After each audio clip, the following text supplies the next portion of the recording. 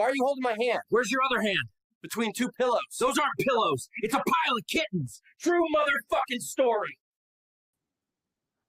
Yes, true motherfucking story. If you ever wondered why short guys, like me, might make better husbands, or how mirrors might actually let your time travel. Congratulations, guys. Your morning coffee just kicked in. We're getting started right now. Mornings alive. Keith Friends, get started right now. Let's go now. Go.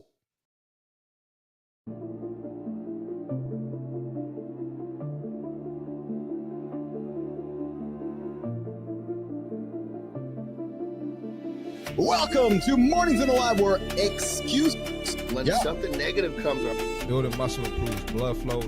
From squirting to squirreling. Start small, build up, and expand from there. To be entertained by fun over here. How have I slept? Has my sleep been good? That's That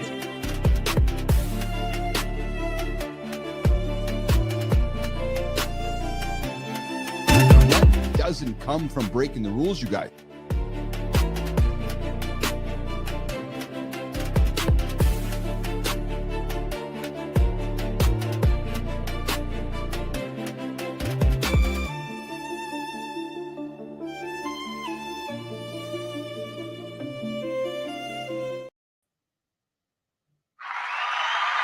Yeah, good morning, good morning. I pressed the wrong button on you guys this morning. What is going on? What is going on? I'm pressing all the wrong buttons. Let's get them back together here.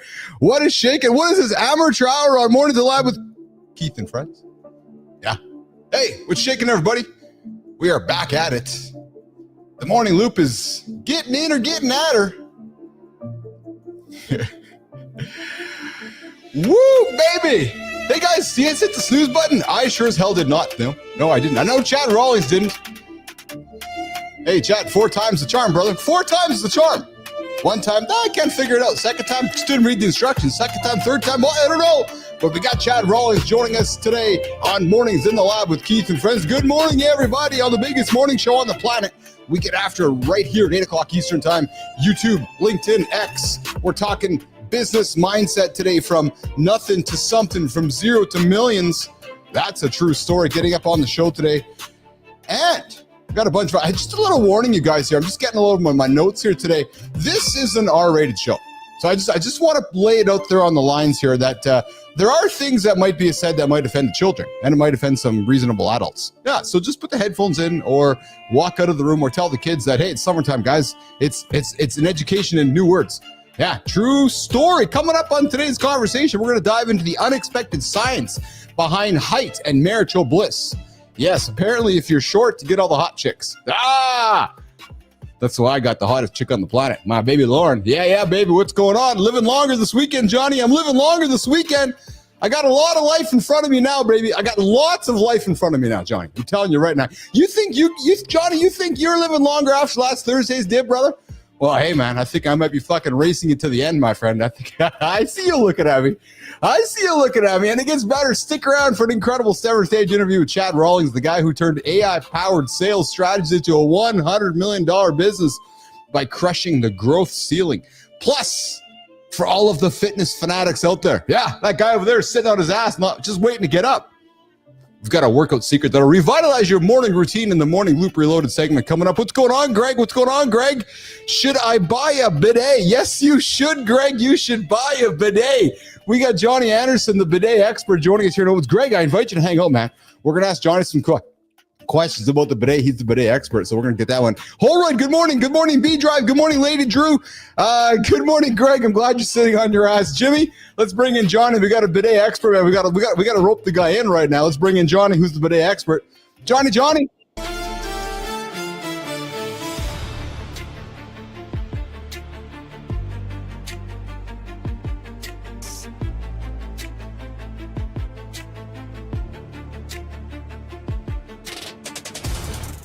Anderson, how are you, pal?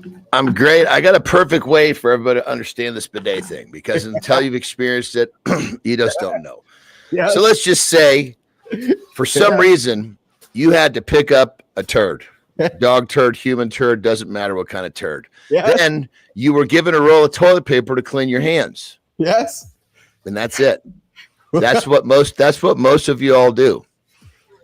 You know, I mean, think about it. If you didn't have water and fucking soap and everything else to clean your hand, you'd just be walking around with your hand as far away from your face as you could get it. Is it bad that I've never thought about you so much whenever I go for a dump?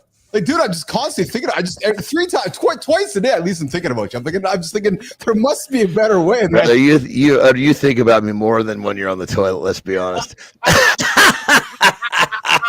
I go into the fridge, I see eggs with your head on them, encouraging me to eat protein. I go to the can and I think I'm seeing a bidet. I go into my gym and I think I'm seeing John Anderson in the mirror. Dude, you're all over the place in my world, my friend. And our audience notices, like, oh, you and Anderson have a little chemistry. I'm like, oh, yeah, baby, we're chemistry 101. John Anderson, Keith Billis. Morning to the lab with Keith, John, and friends, getting after daily, 8 o'clock Eastern time. Hey, Johnny, I got something to tell you about Coca-Cola coming up today. I got some world news about Coca-Cola coming to tell you later today in the show. I have no fucking clue what you're going to say, so this is perfect. I know you don't. And I know you're going to be really happy with the Coca-Cola news coming up later on in the show. And hey, dude, we got Chad Rawlings on the show here today, 4th attempt. He's going to join us here in a number of minutes. The business mindset from ideas to millions. We're going to have that conversation on the show as well here today. But hey, I have to ask, how was your weekend loop? Yes, the weekend just expired. It's because we didn't spend time together. That's how I know it was the weekend. God damn, I know. Another fucking weekend. Well, here's what happened yesterday. So I basically, I guess to sum it up, I had an awful night's sleep. I ate too much. Yeah. Right. Yes. And I was, again, testing and trying to create new different. Anyway, long and short of it is I ended up eating my stomach, just the volume was too big. And I haven't overeaten since I've been using Retatrutide. I haven't overeaten in over a month. Oh, yeah. Dude, the overeat. I mean, I recognized the feeling. My brain recognized it. And I was like, it welcomed it. Right. But my body was like, dude, you haven't done this for a while. It's like if you haven't drank, let's just say that you're a fucking alcoholic and you didn't drink for a month and then you drink, it fucking hits you. Oh yes, dude. I was like, it was awful. I mean, I felt like I was going to shit my pants and throw up all at the same time. And it was like, I went to bed, dude. I had nightmares. It was terrible. So yesterday, needless to say, I was just a mess because I had such poor sleep. You just felt horrible. Well, the crazy part about this was I was thinking to myself, yeah, I felt terrible. My night's sleep was awful. And I was like, I used to do this to myself often. Almost every night I would eat. So, I mean, I would eat not to the point where I got sick, but I would eat to the point where I had overeaten. That was one of my biggest struggles before Retatrutide. Yeah. At night, the last meal. Yes. And I was like, holy shit, you've been doing this to yourself for fucking 50 plus years, dude. Jesus Christ. And what I'm finding fascinating about this is that you found yourself going through it, eh? Like you asked this weekend, you were eating, and why didn't you stop while you were doing it? Well, because I was basically I was testing, right? So yeah. So as we talked about, for me, fasting, yes, is a test of discipline, not losing weight. Yes, right? Yes. And I was like, your Retatrutide really changes a lot of what's going on in terms of hunger signals, and I was like, okay, so now that I'm using this stuff, a lot of these guys that use it are fasters, right? I was like, these motherfuckers fast like 3 days. It seemed like to have no problem doing 3 days. I'm thinking to myself, holy shit. That's something I honestly question if I could silence the fat boy long enough to do before Retatrutide. So I'm just going to do a 24-hour. I've done that many times before and just compare it. Dude, it was a fucking piece of cake. It was so easy, right? But every time I finish one of those, I always eat a big meal trying to replenish. Yeah. And so the mistake I made was I ate a fairly big meal. My stomach was kind of there. And then I drank this full, 2-cup fucking protein, egg white protein. And the volume just hit so fast. It was just it was a volume issue, right? And that's why I ended up overdoing it accidentally. Yeah. We're here in John's Eating on the weekend. Mornings in the live with Keith, John, and friends, getting after every single day here, 8 o'clock Eastern time. Hey, you guys can join the live conversation, and some of you do.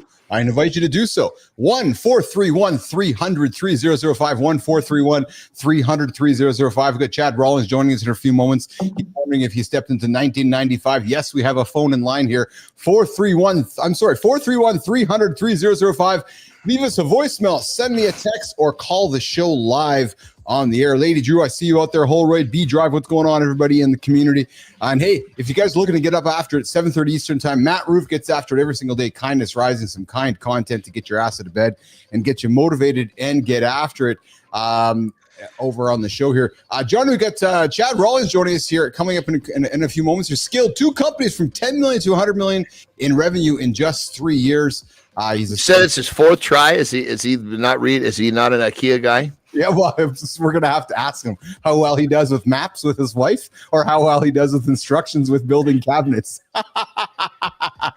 Coffee tables. That's exactly it.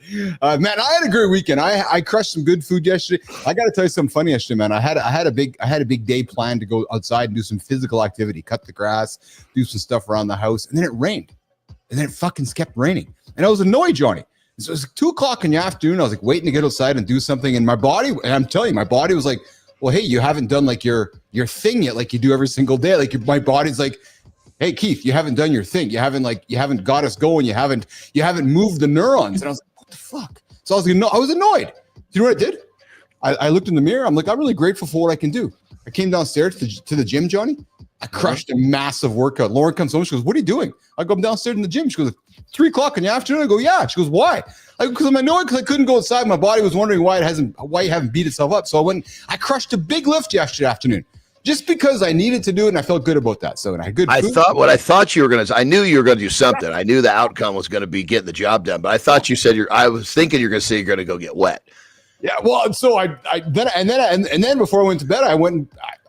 We know that if we have some life expectancy work, we sleep better. So yesterday's day was golden, man. I ate well, trained well, got some life expectancy work. I'm just hopping around like a puppet today, brother. I'm like a puppet, just frolicking around. Frolicking, I love it. I love it. Well, dude, had we talked yesterday? Yeah, you would have been like, who the fuck are you? And where's my friend John? Go get him, please. You know? Well, you know what? Actually, you and I need to send some love to our producer, Jimmy. I got a note from Jimmy yesterday. He's bloated. And I love when people use the word bloated makes me laugh because I know, Jimmy, I love you, man. I don't mean that in a negative way. But bloated can mean so many things, right? So I guess his family crushed some grapes or some water and his whole family's bloated and laid out. So, but Jimmy's here today, crushing it, getting after it here today. Crushed some what? And they're bloated? Some what? He crushed some grapes and some water because they're trying to find the common denominator within the family because the whole family's sick.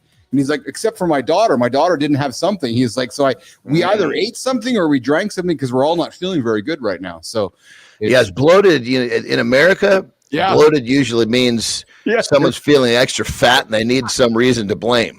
That's when I hear somebody say they're bloated, I'm wondering if the next term is, I'm feeling some inflammation right now. Oh, yeah, no, I'm feeling kind of bloated and I think I'm holding water. No. Yeah. You're fat. Yes, you are fat. It's like I get this in the peptide world, right? There's a series of secretagogues which helps your body release growth hormone. Growth hormone at a high level will make you hold water, right? High level. Yeah. Peptide is not going to fucking get your body release that much that it's going to make you hold water. But people are like, oh yeah, that one right there, it makes me hold water. And then you have a look at them and you're like, yeah, I think there's probably about 99 other things making you hold water as well. That's just the Cheetos you're holding on to. Including that 1,000-calorie sodium-filled burger that was you thought was good. And nothing wrong with burgers, guys. Just the wrong kind of burger. And just don't be calling me later telling me you're bloated after you just crushed some good old food there. So, hey guys, what if I told you that the guy who helped scale 2 companies to over $100 million in 3 years thinks AI is actually making salespeople worse? Yeah, we got Chad Rawlings coming up here in a couple minutes. The sales rebel blending psychology with artificial intelligence to fix the sales crisis from inside out. Jimmy, give me 1 second here. Johnny, the weekend's wrapping up. And I got to be honest with you, man, we talked about the Hulk on Friday a little bit, and I just want to maybe close this one up here. That the what? The what? We talked about the Hulk on Friday. The Hulk. Okay. Yeah. Sorry. Yeah. And man, there was just a ton of great tributes over the weekend to the guy. And listen, hey, what's going on? Batshit, what's going on? I know the guy had many layers, and some loved him. So does everybody. Listen, everybody's fucked up. Exactly correct. And you know what? I saw a great quote yesterday to those that weren't around when you and I are growing up, and I'm even thinking Rawlings. There is a period of time between the 1995 to 1998, there was not a bigger guy on the planet than Hulk Hogan. And I'll just put that out there. And it's hard for people to wrap their heads around that in the world of social, and everything's kind of fragmented. But, you know, you couldn't turn any media station on. You couldn't open up a newspaper, a magazine. You couldn't go to a movie theater. You couldn't go anywhere without that guy having an impact on culture. So and you got to remember too, there was a period somewhere in there, I don't remember how it lined up, where, you know, wrestling hadn't come out and said yes. So there was still the idea for many people that it was real. Yes.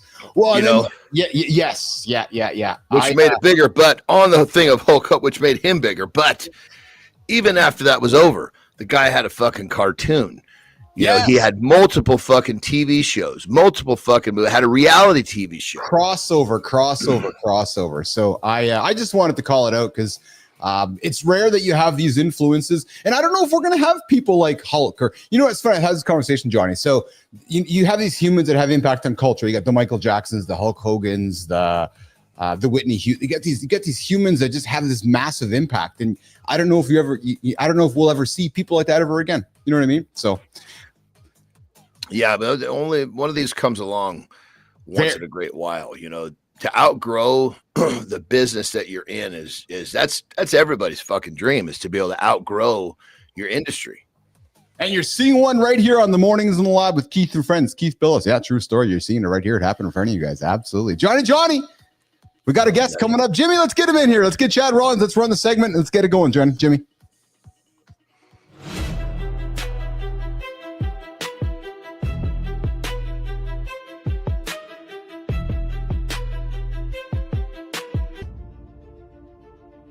What if scaling companies to over $100 million wasn't about technology, but human psychology? Meet Chad Rawlings, the sales rebel who's turned 2 startups into 9-figure giants in under 3 years. While others chase AI automation, Chad discovered something groundbreaking. AI is making salespeople worse. As creator of the AI sales methodology and founder of PivotSales.ai, Chad blends neuroscience and technology to restore authentic connections, transforming the future of sales. Chad's revolutionizing revenue by putting humans first. All right. Welcome back to Mornings in the Lab with Keith and Friends. You got today's guest, Chad Rawlings, the mind behind Pivot Sales AI and the creator of the AI sales methodology. Chad's a 20-year sales vet who's taken 2 companies, Johnny, from the low millions to 100 million plus each in under 3 years. But Chad's not your typical sales coach. He believes AI is breaking reps instead of building them. And he's here to flip the script with a system rooted in human psychology, buyer trust, and a repeatable GTM engine. And if closing Workday as Outreach's IO first 7-figure client sounds intense, wait until you hear how he blends neuroscience with sales to drive record-breaking results. Jimmy, let's bring him in. The 4th attempt, Chad Rawlings is here on Mornings in the Lab with Keith, John, and Friends. Yeah, what's up, brother? Hey, good morning, gentlemen. Appreciate you having me on the show today. Well, real quick, let me just say, one of the things you said that you think that AI is making, taking away or downgrading or whatever the phrase was.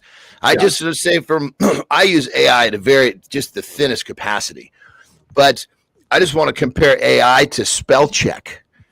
Spell check came and I can't spell for shit. I couldn't spell well before, but now I really can't spell. I got to go to my phone to see if I'm typing a word corrupt. So anything that AI is helping you do, it's doing so much for you. It's like spell check, supercharged. So I get what you're saying.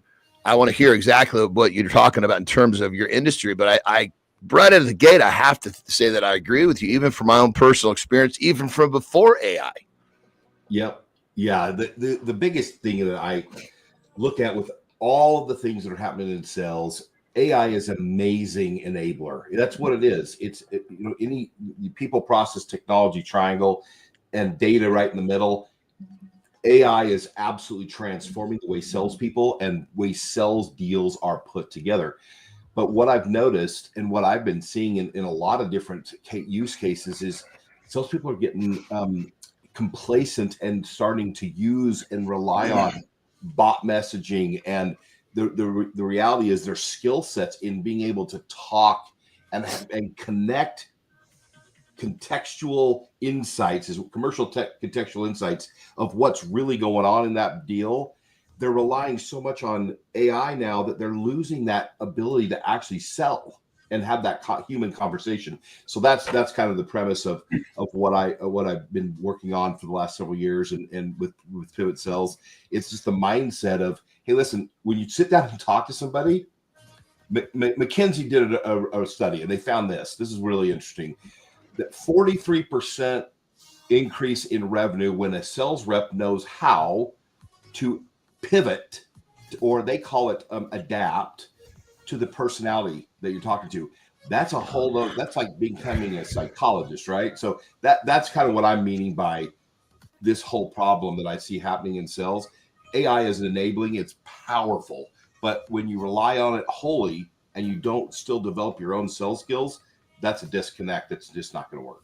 Oh yeah, hey everybody, here's Keith Bellis, John Anderson, and Chad Rawlings. I see you guys in the comments over there. I wanted to quickly get to you guys before you leave us. Mike Sullivan, good to have you back, brother. Rest in power. I liked when the Hulk used to say 3 simple actionable steps: train, say your prayers, and eat your vitamins. So true, so true, so simple but so funny. Holroyd coming back saying I was moving some stuff in my storage bin on Friday night, and in a bin of my old toys fell over what was sitting on top of it, a pile of toys, my big rubber Hulk Hogan figure. That is funny, man.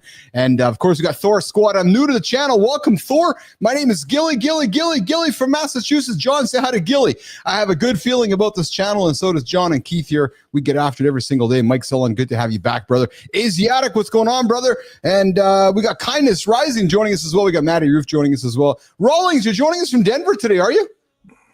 No, I'm actually in Salt Lake.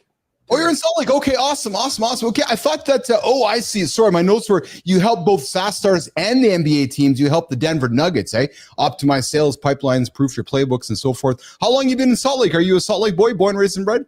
No, I'm a boy. I was raised in Kansas, so I'm from Wichita area, just north of a little town called Heston. Okay, and what took you out to Salt Lake, Chad? You know, a lot of family. My parents were both born and raised southern Idaho dairy farmers. Nice. Just a half mile apart from each other growing up. So this is where I came back to be around them. Nice. Are you a hockey fan out there with the Mammoth, or are you new to hockey, or is that part of your role? I do actually enjoy hockey. I probably don't go nearly as often as I would like to, but I do enjoy it. It's a great sport. Yeah, it's an absolutely fun sport. So, hey, Chad, tell us a little bit about the AI sales methodology. And I got to be honest, man, you know, Keith and Johnny laugh all the time here on the show. Everybody's got a system for something. John's got a system. John is a man full of systems. What makes your AI sales methodology system different, Chad Rawlings, from every other sales system out there? I love that you're asking this question, Keith. So that's why I pay the big bucks, brother. It boils down to one really significant thing, and that is this. Most sales methodologies, they like Challenger, Sandler, spin selling, you name it, whatever that is, they all have phenomenal teachings of strategies, skill sets, and everything. But the reality is that AI has transformed the entire world in what we're doing with sales.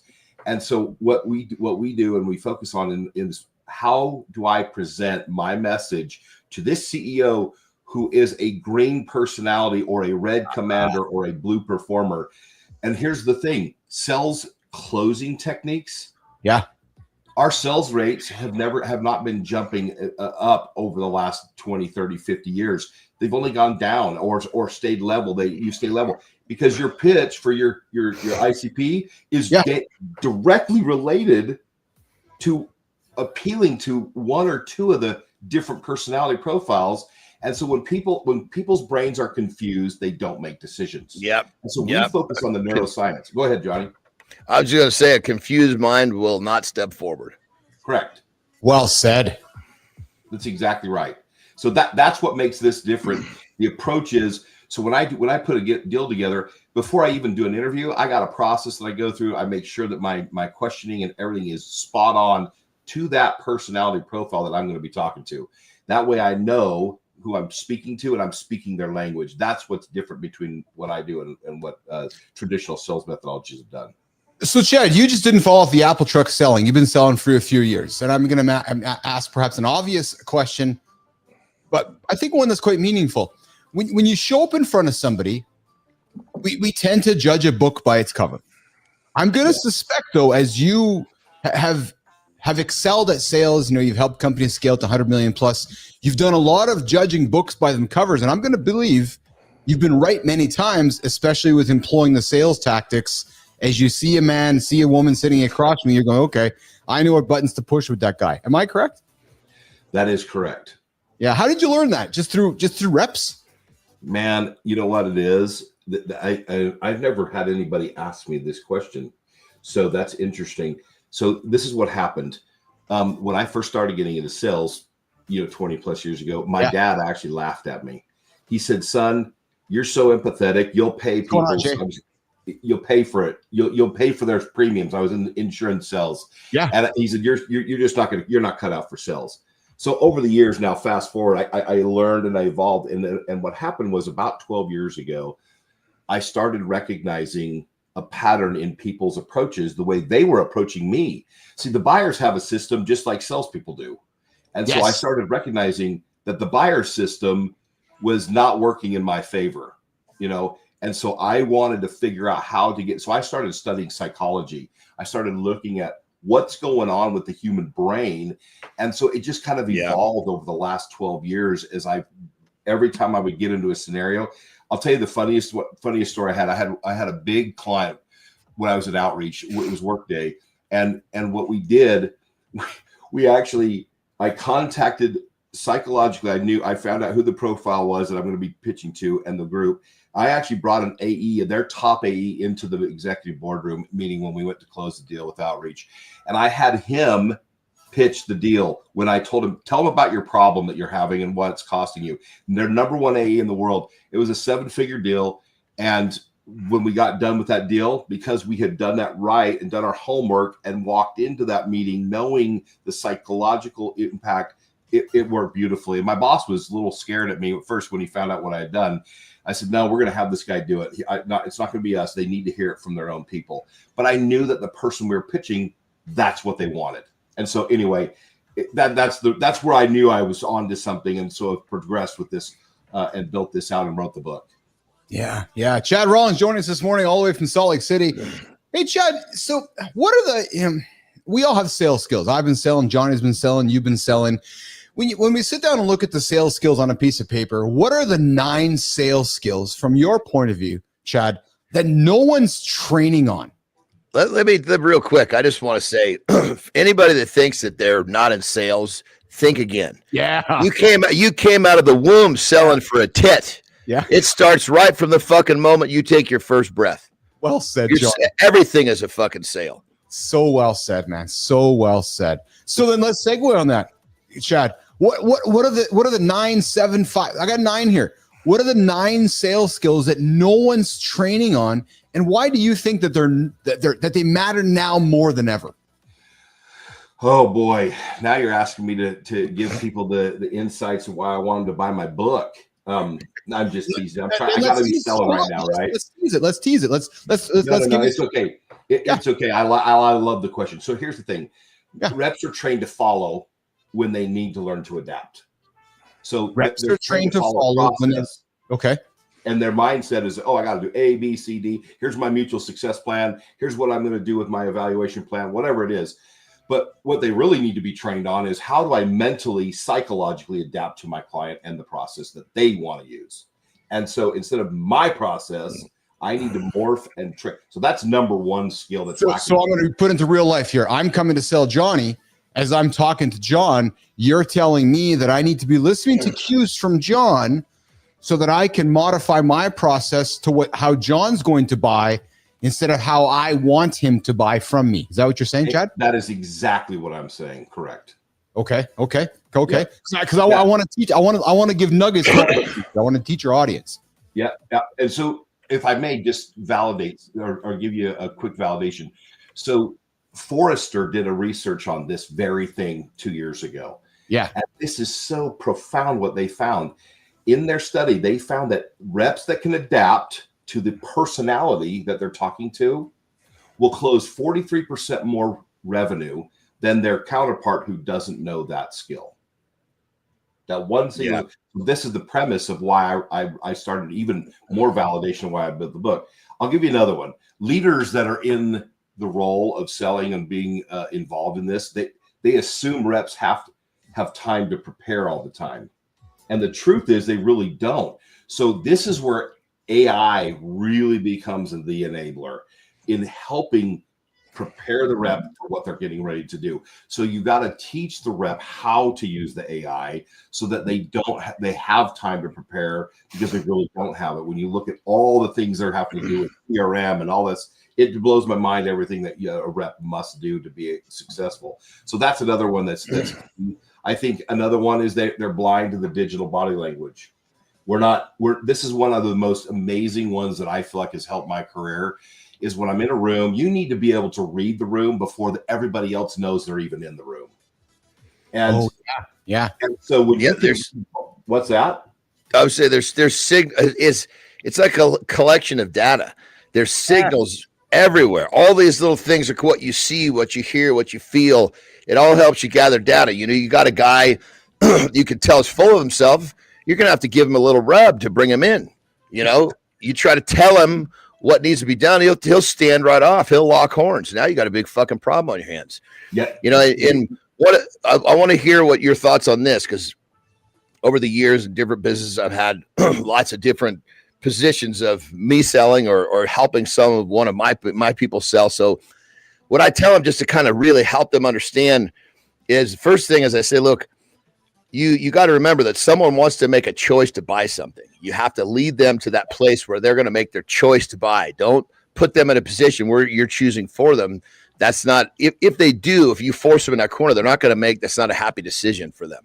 Yeah. And then the next thing is sell the fucking white sand beach in the crystal clear water, not the fucking 12-hour plane ride to get there.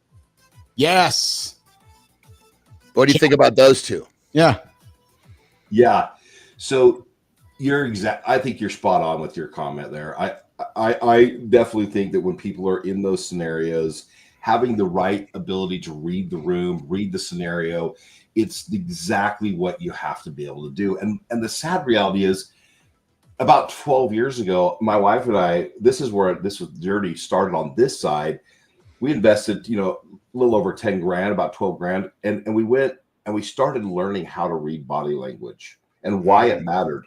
My kids, they hated it because every time they lied to me, I could tell it like that. And they called me that I had LIDAR, not radar, but they called it LIDAR. But it's the same thing in the sales, right? So Johnny, you're right on the money. When you have the ability to read it and be able to pivot and be able to sit, that's why I call it pivoting, is you got to pivot to the pain, pivot to the personality. And when you do those two things, that's what generates the ability for you to have more higher close rates and higher successes and rapporting with people and having that communication. It's all about connection. AI is about information and data. It doesn't create empathy and connection. And that's where the skill set, I believe, is being lowered because we are so reliant on this that we're losing our ability to think on our own and and that's the danger. And that I bring up when I talk about that. One more thing I'm sorry, Keelan. One more thing. I love you're the authority here. So I'm just loving some feedback on some of the shit that we've used and we do use. So like if you can tell that someone needs the help in this, but you can also see in their personality, they get to the line and they have a hard time taking the step. So the question we'll ask them is, hey, how many years and how much money have you wasted trying to accomplish this, not getting what you want? Is that worth more than what we're asking you to pay to get what you want in the next 6 to 9 months? Fuck, that's a good question. Oof. Yeah, I asked that very type of thing. That is absolutely an impact question that when you're talking about business value, business impacts, that is a huge question to get them to I call it doing back of the napkin paper math, right? So the other day I just did this. I like that. What's that? I like that. That's good. Napkin paper math. Because sometimes that's some really helpful shit, man. Yeah. We were on a sales call with a client this last week. And as we were talking to him, I said, let's help me understand this problem. And then we started talking about it. And the reality was I brought it out of him. So you're telling me you've wasted the last year trying to fix this and you haven't solved it. I said, now what's going to happen if I sneak into the boardroom and I have this conversation with them? what are they going to now tell you about this money that's been wasted? Because if you just shared with me, you wasted $700,000 trying to not get the problem fixed. Ouch. And I said, so if we go sit down with the board and we talk to them about it, tell me how you think they're going to feel about this. And I'll tell you right now, that is a very painful conversation. And I want people to feel that, because that's where they get to make decisions. Pain is a great conditioner for price and change. And if you don't get there, you're not getting anywhere. Yeah. Good morning, everybody. You're hanging out with Keith and John on Mornings and Live with Keith, John, and friends every single day, 8 o'clock Eastern time. YouTube, LinkedIn, and X. Thor Squad, I see your question. I'm going to throw it to Chad here in a quick second. Chad is the creator of the AI sales methodology. He's the founder of Pivot Sales AI. He has scaled 2 companies, not 1, 2 companies from 10 million to 100 million bucks in revenue in just 3 years. And we're going to get to the business mindset conversation in about 15 minutes or so. But Chad, Thor Squad has a question for you, which is, do you have any pointers, Chad, on learning how to read the room before entering the room? And Johnny, I got to think you might even have some pointers for that as well. So Chad, start with you, brother. How would you advise our audience to read the room, judge the book by its cover as you're walking into it? Chad. Yep. I love it. So I call it social engineering the call, right? So what you do is you actually do your homework. You have to, before you even get there. If you have 5 stakeholders going to be in the room, this is the meat behind what happens when you didn't have AI. This is how I used to do it without AI. Now I use some strategies with it, but you got to make some phone calls and you got to do research. So I would call people and I'd say, hey, listen, I'm getting ready to meet with your boss. Tell me about them. Are they, this is they understood the problem. I told them who I was. I would clearly identify, so they would want to have that conversation. And I had a knack of getting people to talk. And so you find out about the personality. How do they make decisions? When you go to them with an idea, what do they respond like? So I'd find out that stuff, so that when I went into that room, I left nothing unturned. I wanted every stone to be uncovered, so that when I talk to people, I didn't have surprises for the most part, because I knew how they were going to respond. I knew their personality type. Are they a red, blue, green, yellow, or white personality on the color scale? And that brings about different things. So that's the first tip I would say, is learn your audience. Most sales reps don't take the time to learn this skill of how to social engineer their call, so they know exactly who they're talking to and know the personality type. So when you learn how to do that, man, there's all kinds of ways that you can use that information to your advantage. So that, John, I'd love to hear your take on it. And Johnny, before I throw it to you, and if I can add to Chad's comment, guys, it's never been easier. Hear me clearly, ears up. In the world of AI, we use in this house tools like Perplexity. Yes. Unbelievable at doing human research. So Mike McQuillan, I see you, brother. I got a call in about 20 minutes. Johnny, I love this. We got one of our regulars here, Mike McQuillan. I got a call in about 20 minutes. It was supposed to be a get to know you call, but now I'm motivated to get paid. I love that, McQuillan. That's awesome. But I'm telling you guys, a tool like Perplexity lets you get to know somebody like never before. So to Chad's point, you should never walk into a meeting and not know who you're talking to or how to get to know them. But Johnny, I love your skills at your social skills with humans, because I've been listening to you over the last year. How do you walk into a room and make that judgment on somebody, Johnny? Well, it's everything that our man here said is right on the money. But with me personally, there's a layer that I have to get past first. Okay. Because I might, let's just say that I was flying a wall and I could see, I could identify everybody's personalities and, okay, this is this person. But now I walk in because of my prowess. Sometimes these fucking personalities start changing. That alpha becomes a fucking beta just from a primal level. So I have to kind of figure out, okay, and sometimes I can kind of watch it happen, so I have to figure out, okay, this is what I saw when I came in here. What's changed since they saw me? And at that point, now I got to figure out, okay, this guy stood up, this guy sat down, that makes sense? It does. Well, and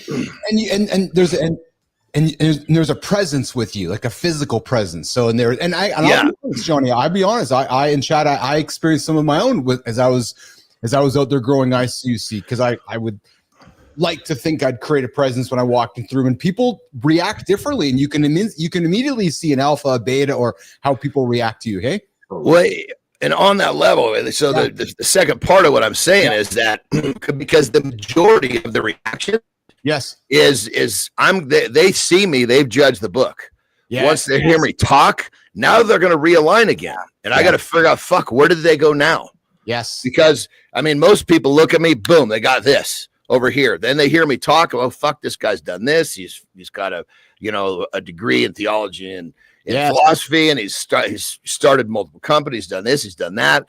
He's clearly articulate. All of a sudden, that whole fucking thing starts to change again. So there's just, for me personally, there's just a lot of figuring out where someone moves to and where they come back to so I can do what I need to do.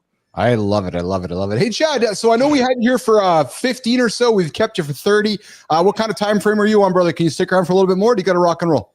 I got about 10 to 15. I actually have 15 more minutes, and then I got to run. Beautiful. Excellent. So, Jimmy, let's do this. Let's do the lifestyle tip with John Anderson. Johnny can take a break, and then we'll come back and we'll wrap up our segment with Chad. Chad, you're dropping nuggets, man. I know it's taken us a few attempts to get here, but I love what you're dropping on the show. You're dropping nugget after nugget. I can tell our audience is getting a lot from it, so I'd love to keep it going with you if we can. So, absolutely. Jimmy, let's do the lifestyle tip with John Anderson, and then we'll break Johnny for a tip. We'll come back more with Chad, and then we'll get into our conversation on the business mindset. So, Jimmy, let's do the lifestyle tip with John Anderson.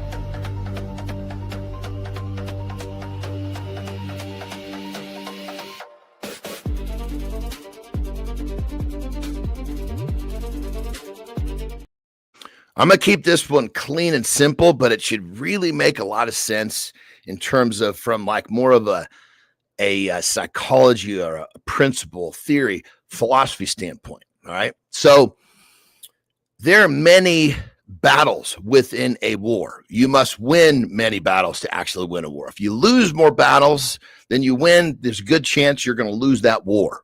Okay. So you've got to realize that your goals, your life, these bigger things that you're after, this is like a war. You're going to have daily battles that you're going to have to face to win that war. Maybe it's the war of life. Maybe it's the war of building a company. Maybe it's the war of whatever you're working on. So what you have to realize is this: to win that war, which is the big goal, the big vision, you must focus on winning your daily battle. Because here's the thing: if you win your daily battle every day, it is almost impossible for you not to win the war of whatever that big thing is, the war of life, the war of building a company. So don't get distracted by the finish line. Don't get distracted by where you want to go. Stay focused on what you need to do today to win your daily battle. And how do you do that? You make sure that you plan properly, meaning tomorrow's victory, tomorrow's success is planned today. And if you back it up to these few simple steps, you'll continue to win your daily battle, which means inevitably you will win the war of life or whatever it is you seek. Rock and roll. John Anderson lifestyle tip every single day, 8:45 Eastern time, right here on Mornings Alive with Keith, John, and friends. Jimmy Johnny's going to sneak away for a quick little break, and we'll let him get off there. We're here with Chad Rawlings, joining us all the way from Salt Lake City. Lady Drew, I see your comments out there. Chad, what would you say is what's the most common invisible mistake you see revenue leaders make? Ooh, good question. I think one of the biggest mistakes I think revenue leaders make is they're not inquisitive enough on deals. I think we tend to be so busy as leaders that when we sit down and we do it, we hear the rep, they have happy ears, they pass along that information to us, and we're so busy trying to cover our own butt with getting the number up to the management team that making sure that every single thing in that deal is buttoned up and that we know exactly what is happening, what the next steps are, what the pain points are, what the mantra is, and do we have the right decision makers in this? We need to make sure that we truly understand that deal as much as the sales rep does. And I think that's a challenge for time-wise, but it is one of the most critical things because I think salespeople are getting so reliant on AI that they're not understanding those things. And it's why, guys, quite honestly, last year in the US, we had 48% quota attainment across the board in SaaS sales. That's a drop, and it didn't get better. And it isn't just, and it is not just economy related. That is a factor, no doubt. But the skill. So I think that's one of the biggest things that leaders should really focus on. Do I know my deals, and am I getting involved? I think the other one is getting on the calls with their reps. I think sometimes we're too busy and we think we're busy working that, but we should actually be in the trenches with them if we're a sales leader trying to help drive revenue. So those are the two things I would call out on that.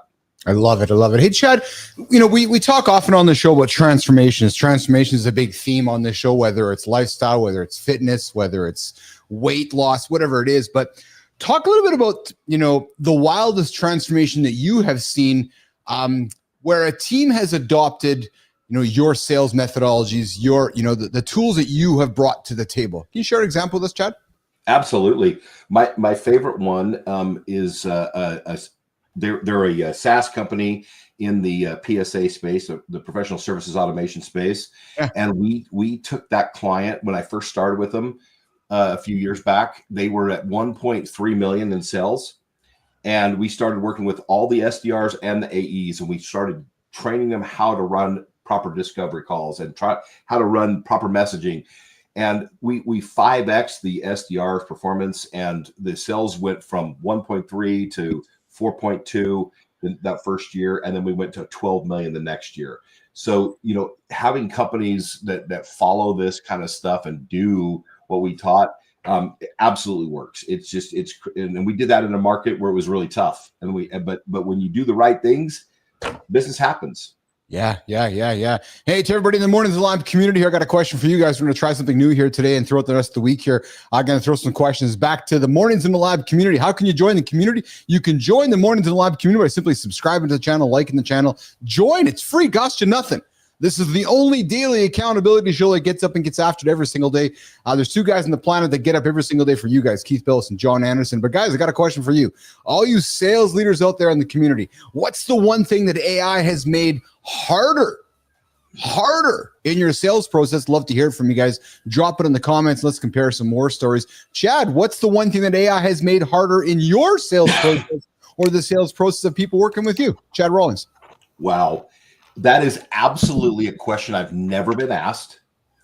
And I don't know that I have an answer, because everything that I'm thinking of, to be honest with you, Keith, makes it easier. But I'm trying to think. I guess, you know what? I take that back. Here's one that comes to my mind. It's accessing. There's so many different types of AI out there. I have a phrase that I came up with about 2 years ago, and it's this: not all AI is created equal. And so when you look at AI, I think actually the biggest challenge now is, what do I use? Which of my AI tool sets are most appropriate for the job that I'm doing in the moment at the sales stage I'm in? And being able to pinpoint that and find that, I think that's the biggest challenge for a lot of leaders, is how do I know what the right AI is and what I should be using or shouldn't be using so I can accomplish the task? Because the problem with AI is some of it is just automating, and that's it. And then there's other ones that are contextual, where it's following you everywhere you go. It understands, it reasons, it can make decisions.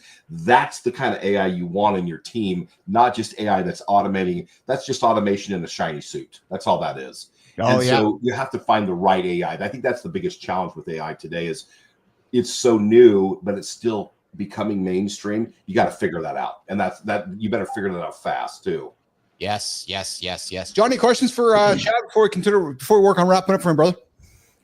Yeah, I would say in terms of if you had to give a sales rep one question, or one piece of advice so that they could be better moving forward, because AI is only getting stronger and bigger in our world, what would the piece of advice, how one piece of advice to use it in a way that would help them be better at what they do, rather than unknowingly let it kind of choke their skills out, which sounds like this kind of what's happening right now? Yeah, I would tell them, look, make sure you do your research with AI before going into a discovery meeting, and ask yourself the questions about how would this person like to have me ask my set. If I have a list of 20 questions that my boss wants me to use, great. That's going to work on 20% of the people I talk to, realistically. So I need to make sure, how do I use that list and devise a way to tweak them based on that person's information that's on LinkedIn or whatever you're doing your research on, to profile them. That right there, if they can change the game on that one, their conversion from first meeting to demos and other meetings goes up, and the quality and the shortness of the sales cycle are greatly enhanced. Gotcha. So basically you're saying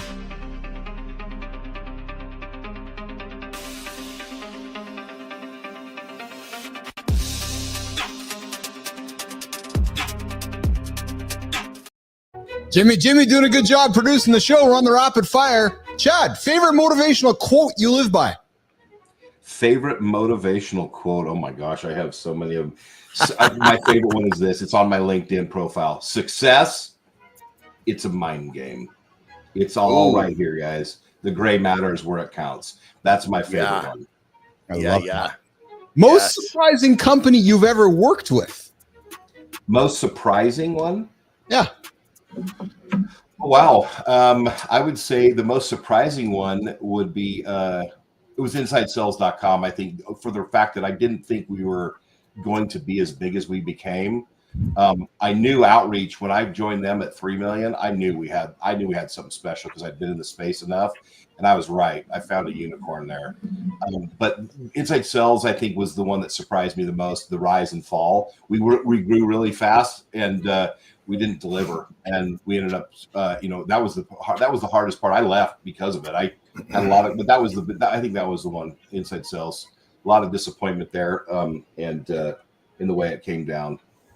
Love it. Thor Squad and Soul Rebel, I see your questions. We'll get to them in a quick second. And I know Johnny's got a follow-up as well. So Johnny, we'll get your follow-up here in a quick second as well. Hey, Chad, one song that always gets you pumped up for a call.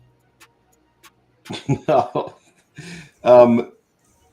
my goodness. True Boys, isn't it? I want it that way. Tell me. My wife listens to it all the time now. It's the one I can't even remember her name now, but she talks about she's a Ferrari or something, or a Porsche, and I'm trying to remember the name of the song now. I'm Unstoppable. I think that's the one that I like the most right now lately. Morning routine must have, Chad Rawlings. Yep. Yeah, that's not one thing that I do every single day, but I do listen to it sometimes. What's your morning routine must have though? What's your morning routine must have? Your morning routine must have. Yeah, you know what? I do a vision board and a daily affirmations. I have that in my, so I'm a big believer in vision boards and making sure that you have daily affirmations and just meditation time for myself. I want to make sure that I'm centered and I can listen to it even when the stresses of the day or whatever. You got to have that moment to do that. Your mind has to be refreshed, not just nourished. AI tool that you love, but you secretly judge it just a little bit. Ooh, that's a good question. I'd probably say InVideo. Yeah, I know it. 100%. Yeah. I love that one, but I get pissed off at it sometimes because it doesn't give me the exact output I want, what I told it to do. Yes. And so that one's frustrating for me sometimes, but I love it. It's a great tool. And before let's go, Johnny, you had a follow up there, and as we were moving to rapid questions here. I just wanted to sum up so it's just easy to digest. So really, you're saying use AI to do research and learn to pivot. That's a great way to summarize it. Yes, use the AI to research and pivot into the right motion with the right personas. And you will have based on the personality of the counterparty, correct? Correct. Yeah, that's perfect. Exactly right. Love it. Awesome. And one of the members of the community, Chad Rawlings, for you, brother. Thor Squad backstory. I'm in college part-time, but work a full-time job as a foreman of a residential irrigation company. Previously, the project manager for 15 years for a commercial landscape company. Follow-up question. I'm brand new to AI sales, Chad Rawlings. What should I check out first? What AI sales tools should I check out first? And AI research to learn to pivot and adapt. Chad, here's a good chance to promote your book, brother. Yeah. So I think the number one thing that you should look at as a sales rep getting into AI sales is you need to understand number one, what is AI and how does it work? Yes. What does it do? And then secondly, make sure that you're understanding ChatGPT and its full use cases and how you can use that tool in so many different ways. Become a master of your craft in understanding that AI tool. I think that's one of the best things that you can do. And then there's so many other cool tools out there that I just don't have time to get into, but you gotta use those tools wisely. And if you learn how to master prompt, I think that's another skill set that salespeople do not have. They do not know how to write prompts, and that's a misfire. But if you learn how to prompt well, that will absolutely set you apart. Yeah. Chad Rawlings, where can folks connect with you, find you, engage with you, and perhaps hire you or get your book? Chad Rawlings. Thank you, guys. Appreciate the time. It's been awesome. You guys are awesome group. Thank you. Where can we find you, brother? How can we get a hold of you?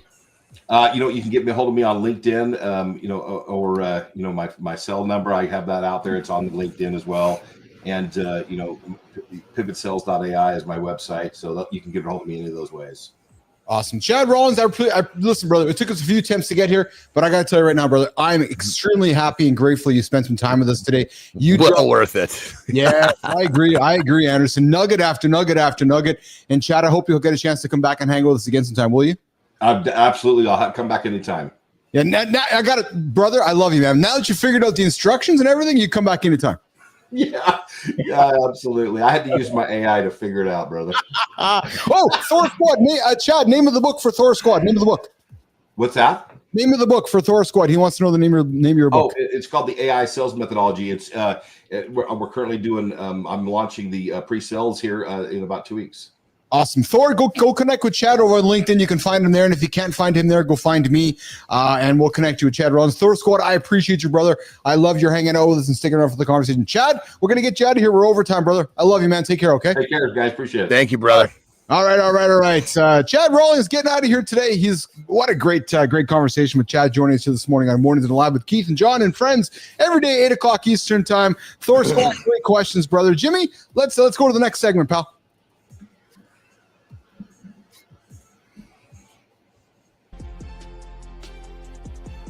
What if everything you believed about making healthier choices was actually designed to separate you from your money? The food industry has mastered the art of selling you the same product twice, once as the unhealthy version, then again as the premium natural alternative. You want to make better choices for your family, but the endless stream of natural versus processed claims creates more confusion than clarity, often leading to expensive purchases that don't deliver the promised benefits. They're carefully crafted marketing strategies that exploit our psychological biases. The results consistently challenge what we've been told to believe. Stop letting marketers exploit your desire to be healthy. Start making choices based on science, not sales pitches.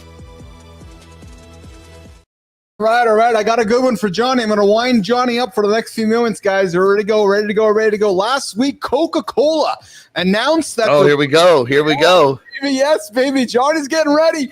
Last week, Coca-Cola announced that they're bringing back the cane sugar version to the United States. But here's what nobody's telling you. The entire story reveals one of the most sophisticated marketing manipulations in modern history, and you all have been the target. Now, we're not just talking about soda here, guys. We're talking about how your desire to be healthy, to make better choices for your family, has been weaponized against you. And the uncomfortable truth is what science tells a completely different story than what you're being told. Now, when you pay 30 to 50% more for Mexican Coke because it's made with real cane sugar, you're not buying health, you guys. You're buying a story. And that story is costing you more than just money. It's costing you the ability to make genuinely informed decisions about your health and your family's well-being. Jimmy, there's some B-roll here. The research is crystal clear. Cane sugar and high fructose corn syrup are biomechanically indistinguishable when consumed with equal amounts. So I'm going to pause here and throw it to my brother. Johnny, we're replacing high fructose with cane sugar and we're calling it healthier. Comment from your brother first. Well, it's like saying, hey, you know what? There's this new kind of heroin. It's really healthy. We're going to call it, I don't know, what do they call it on the street? They call heroin tar, I think they call it. Is that right? I don't even know. Is that what it's called? It's some fucking nicknames. Okay, so we're going to call it white tar. It's healthy. Yeah. Yes. Well, it's. I mean, the bottom line is, I mean, when it comes down to it, when you're talking about a refined fucking sugar, it's a refined sugar.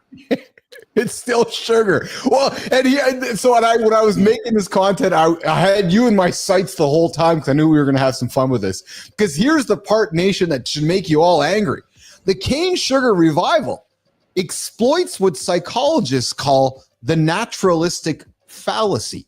The assumption, Johnny, that that natural automatically equates healthier. Oh yeah, I got the natural heroin, Johnny, instead of the synthetic stuff. And food marketers have successfully, hey Johnny, I guess there's no food marketers sponsoring our show anytime soon, have successfully cane sugar as wholesome despite sweeteners undergoing significant industrial processing, brother. Well, you figure like this, sugar. So if you're talking about just sugar, sugar is sugar. But now we're talking about refined sugar. Yes. Right? So the simplest way to avoid refined sugar, which is far worse than regular sugar, is to get it from a natural food source. Yes. You're not going to get refined sugar in a fucking grape, at least yet. It's the truth. I know. You eat some other product that's in a can or a fucking box or a bag. I mean, Jesus Christ, they got so many fucking words hiding what they're doing. It's unbelievable. So I want to invite you guys, as we're having some fun with this segment here, focus on what actually matters for your performance and health, Johnny, instead of obsessing over sugar choices. It's still sugar, you guys. It's still sugar. Optimizing your timing and context. If you're going to consume sugar, time it around your So here's the thing. If you're going to consume sugar, at least time it with doing something instead of sitting on your ass, please. Because that 12-ounce Coke impacts your blood glucose stability and inflammation for 3 to 6 hours, regardless of sweetener choice, Johnny.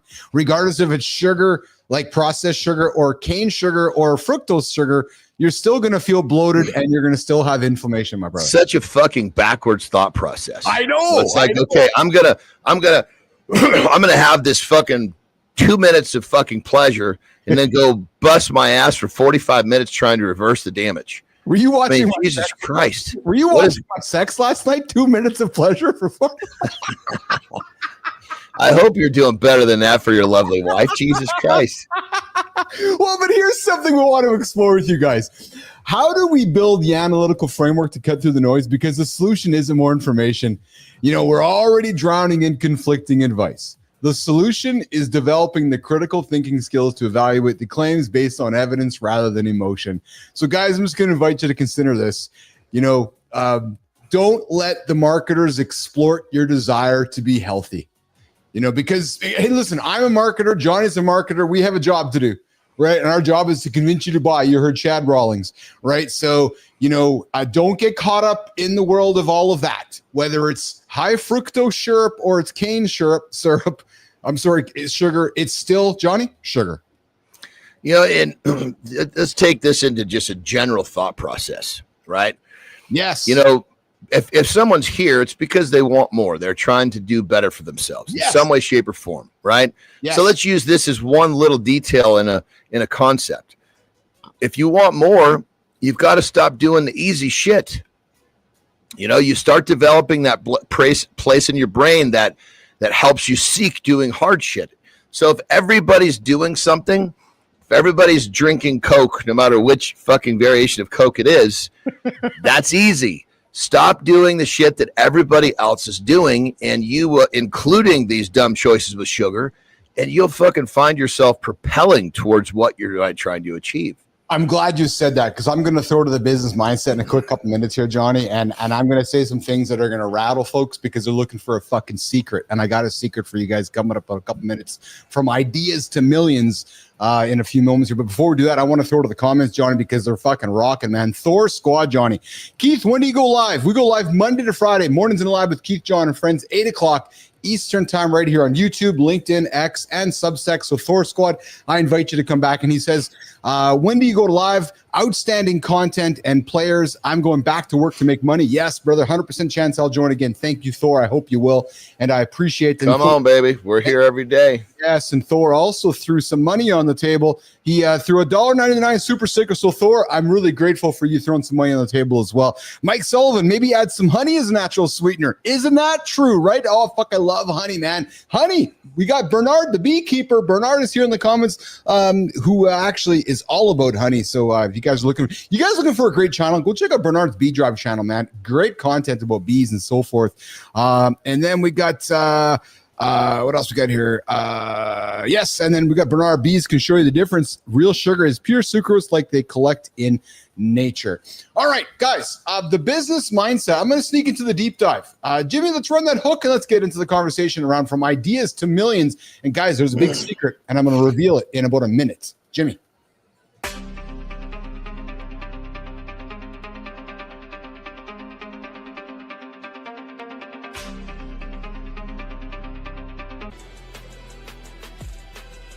You have an idea. But let's be clear, the world doesn't reward ideas. It rewards courage. It rewards grit. It rewards the relentless, obsessive execution required to drag a dream into reality. The gap between your ambition and your current situation is a chasm filled with fear. It's the fear of failing, the fear of judgment, the fear of not being good enough to even start. This fear is the silent killer of countless fortunes. But the greats of history, the titans of industry, they didn't wait for the fear to vanish. They learned to dance with it. Your first step isn't to be perfect, it's to be present and to be powerful. Act on one small piece of your vision right now. Prove to yourself that your commitment is stronger than your comfort. The clock is ticking. Execute. Oh man, I was looking forward to having this conversation with you guys and Johnny. Yeah, baby. The journey to millions, the journey to millions is paved with disciplined execution, not just brilliant ideas. Hang on that one for a second, guys. Johnny, I can't tell you how many guys and women have come to me. I got an idea. Like ideas fall out of the sky, man. The hardest thing for all of you mofos, including me, myself, all of us, is executing. And brother, daily, yes, daily. Johnny. Yes. I mean, you're so on the money. It's like now, especially with AI, yes, we do not have an information crisis. No, we have an application / execution crisis. Yes, and it's like there's no lack of information, and you don't even need some fucking new great idea to go be successful. Yes. What you need is an idea that you're fucking drawn to, and just gathering the information you need, which is, in today's times is getting easier and easier, but you hit it on the head. If you're not willing to execute every day, just fucking go back to your 9 to 5. So Johnny, it's never been easier to get an idea because ideas, we just talked AI with Chad Rawlings for the last 45 minutes. There's ideas left and right nonstop, but successful entrepreneurs, I'm going to show you a secret behind the curtain, guys. Johnny does it and I do it and we don't even talk about it. Every single day we are asking ourselves this for our customers and for the show. What frustrations, what friction can we eliminate? Johnny sits back and is researching peptides and trying things and looking for sources and trying. Why? Because he's trying to solve problems for you guys. The idea is not there. I'm sorry, the idea is already there. It's constant execution every single day because ideas are common. What's rare is, here's the key word, Johnny, the relentless execution required to bring them to life. I spent some time this weekend with some folks that were all wantrepreneurs. Want. Everybody just wants. But nobody wants to put the time and the commitment and the sacrifice in to make it happen. And I'm not here to judge or to lecture. I certainly don't want to lecture. But I'm just going to be frank. If you want to have a life that is above everybody else, it's fucking hard. And it is 20 hours a day of hard, and you don't know how long it's going to go. So drop the idea, go get a job if you just haven't, if you can't execute. Johnny. Well, on that level, I mean, that's why make it, when you say hard, there's different types of hard. There's hard like, fuck, I got to do this again today, and I don't really enjoy doing it. Yes. And then there's hard like, damn it, this is a bitch, but I enjoy doing what I'm doing. So this 20 hours is going to be tiring, but I'm going to, there's a lot of like fulfillment in these 20 hours. So when when you're searching for an idea, stop searching for an idea, chasing just the dollar. That's not going to bring you what you're looking for. Love this. When you can enjoy the journey to make that dollar, now you've got what you're looking for. Yes. When you look around, there are so many people who are making amazing cash, but there's a level of fulfillment they are light years away from. And some of them don't have a clue why, know, and it's because they've never really taken a passion and turned it into money.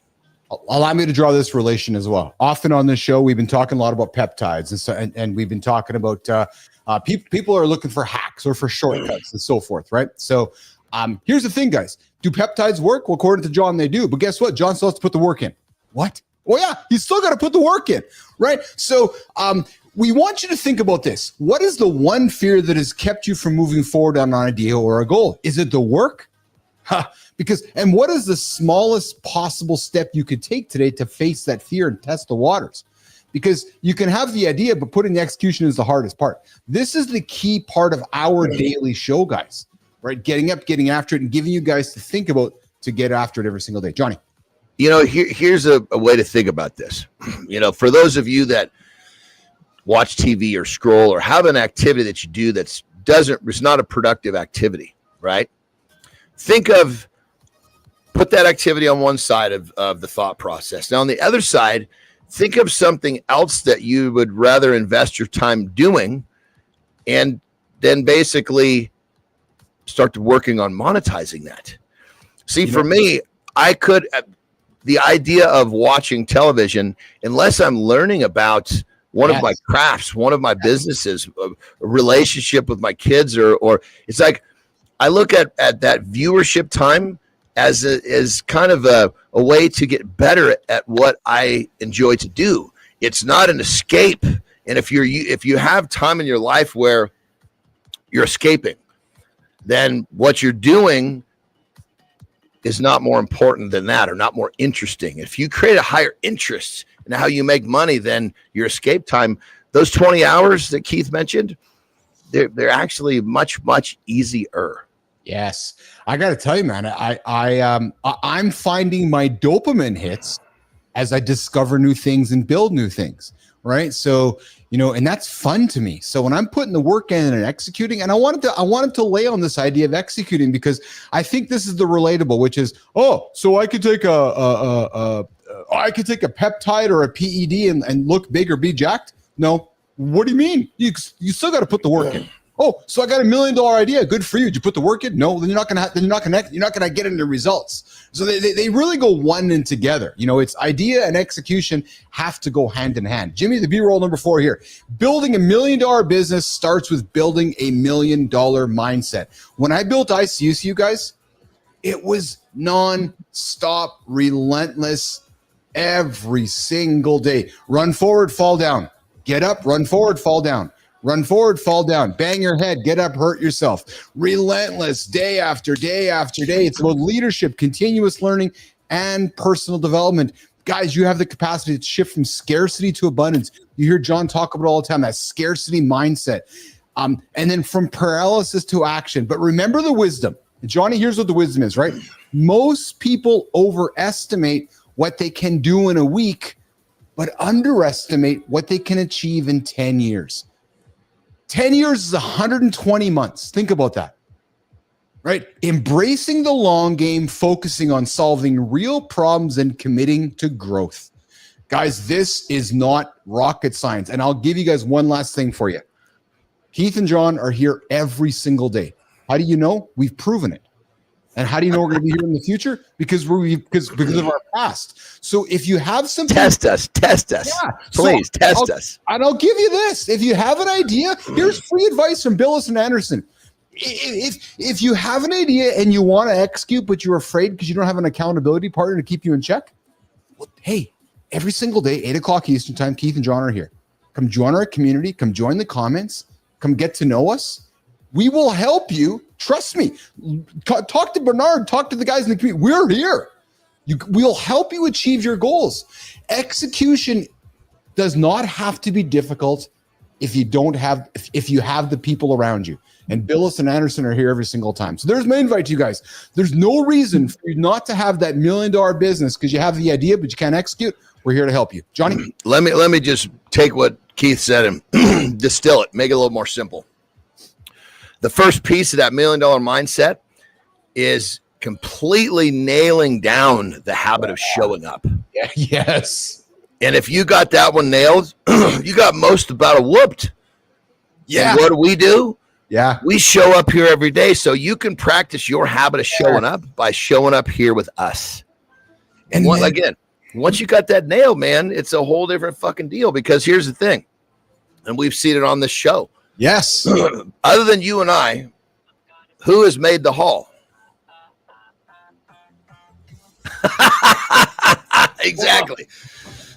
Exactly. And now, funny enough, out of everybody that tried, who are the two most successful? Oh, hold on. Sitting right here. Well, the two most successful because we keep showing up. That habit of showing up is applied to the things that we do. That's why showing up and success are hand in hand. And nail down the habit of showing up, and you're in motion big time. And I'll give you guys a little secret. And those of you that are hanging out with us right now every single day on the show, I'm going to give you guys a secret or a little hint. You're seeing the next one in athletics, John, like the next superstar. You're seeing the next one growing right in front of you guys. True story. He did it again today. And he's going to do it again tomorrow. And if you want to join the squad, it's pretty easy. You can join the lab. Come knock on my door. Come knock on Matthew Roof's door. He's the next one showing up. His life is changing every single day. Why? He had an idea, Johnny, called Kindness Rising. He had a business he wanted to start. And then he's like, I know to be successful, I got to show up every single day. So I'm like, well, fuck, why don't you start a show? So now he's got a show every single day. He's got a reason to get up. Johnny, he goes to bed at night, makes good decisions in the evening, so he can get up in the morning, so he can be accountable to his show, to his community, to what we're doing here. But there's another example of he has an idea, and what's the hardest thing to do, Anderson? Execute. He surrounds himself with yourself, myself, and the crew here in the lab, like Bernard. Bernard is here every single day. Lady Drew is here every single day. Adam's good. Holroyd's every single day. Right, you guys, surround yourself with like-minded humans who want to execute, and you will execute. I'm telling you right now.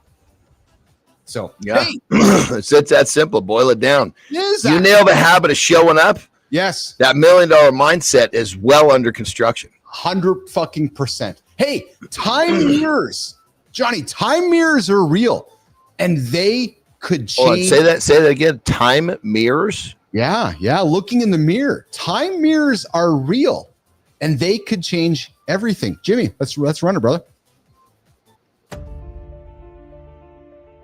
What if the breakthrough you're searching for isn't about moving forward, but about learning to reverse? Every day, you're told to think bigger, move faster, innovate harder. But here's the problem. You're stuck thinking in one direction. Linear solutions for complex challenges. Forward momentum, when what you need is a completely different approach to problem solving itself. Scientists have discovered that the most profound breakthroughs happen when we learn to work backwards from the solution. Historical evidence shows that revolutionary thinkers didn't just push forward, they mastered the art of reverse engineering reality itself, finding patterns others missed by approaching problems from the opposite direction. Stop pushing harder. Start thinking backwards. The breakthrough you need is waiting in reverse. Crazy shit, man. Just some crazy science stuff that I found, which is kind of intriguing to me. But it's this idea, what if you could press rewind, not on a video, but on light, sound, or even reality itself? Johnny, scientists have recently discovered that it's actually now possible, literally rewinding time for a wave in real life. And so regular reflections like echoes or mirrors bounce waves back in space. Johnny, but a time reflection flips a wave in time like watching a movie backwards. So scientists, and again, I got a curious mind, as you know, created time reflections by rapidly switching a material's properties while a wave passed through it. And what it did is it caused a part of a wave to reverse direction in time. So they literally rewinded time using mirrors. It's kind of fascinating shit, I thought. Yeah, I mean, man. I'm still trying to grasp the concept. So am I, actually. I mean, when the guy was talking, I related to what he was saying, but the mirror part is still just outside my fingertips. It's just outside I'm not able to get my hands on it to reel it in here. So Mornings Nation, here's a confession from Uncle Keith. The segment didn't work as well as I thought it would because it's kind of over my head as well. So it's over Anderson's head and it's over Billis's head. Apparently, but what I did hear in that dude talking, I can relate to because, the problem solving, done from a different perspective gives you a different outcome. Most people, we're taught to problem solve kind of the same. Yes. So the same outcome is constantly laid on the table. When you're thought to problem solve from a different direction, you're going to have a different solution laid on the table. And that's, again, my whole story. Thank God I was pathetic because I developed A, extra hard work ethic, and B, a massive problem solving skill set. And I solve problems from a totally different angle than most people. I look at anything and I go straight to how simple can I make this? And when I lay that on the table, it's very different than most solutions because most solutions are with a whole bunch of complexity nobody understands. Yeah. Well, no, it's true. And I know we like to prepare things simply here, which I appreciate you. All right, I still have no idea how that fucking connects itself to the mirror. Yeah, me neither. Here's the funny thing is, me neither. I was digging, man. I was like, okay, I'm following this, and I came out like, okay, maybe Keith's going to say something to help me connect these dots.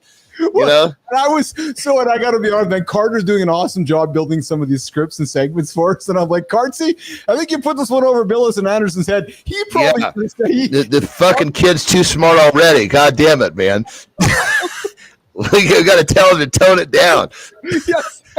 We're both going to be texting him today saying, Billis, fucking tone it down, man. You're talking to a couple. It's almost like in the weightlifting world, like when your training partner believes in you more than you do, and he puts a weight on the bar, and you walk out there and you're like, fuck, man, this is like beyond my position of belief right now. Because if you don't believe, you're never going to achieve, Oh, I like that. This is beyond the position of my belief right now. Oh, I like that saying that. That's really powerful. Yo, dude, because when you're looking at a bar, and that fucking bar will fucking break you. Yes. Like if you don't fucking believe, you better not get under that bitch.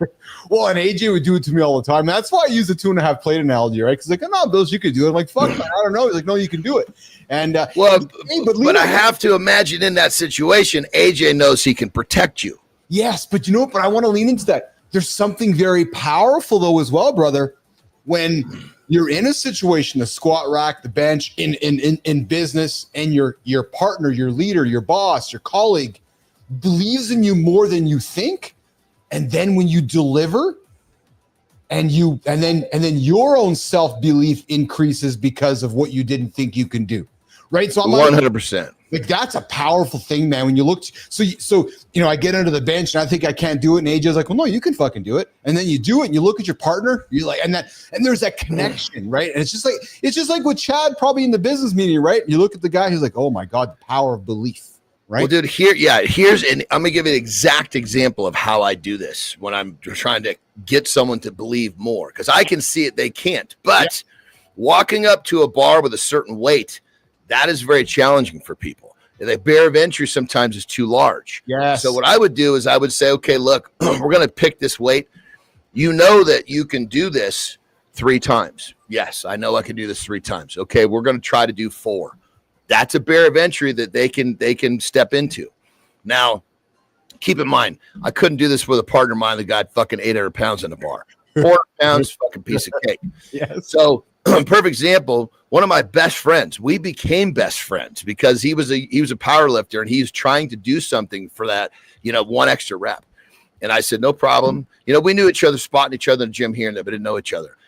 So he basically pulls out this weight. It was like 420, right? He was trying to get a 2nd rep, right? That's what it was. He was like, I need to double this. I said, okay, let's see what you can do.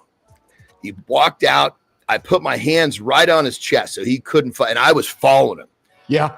And he gets that second one done and tries to put it away. I said, you got one more. So he's okay. So we went. He did 11 fucking reps. Yeah.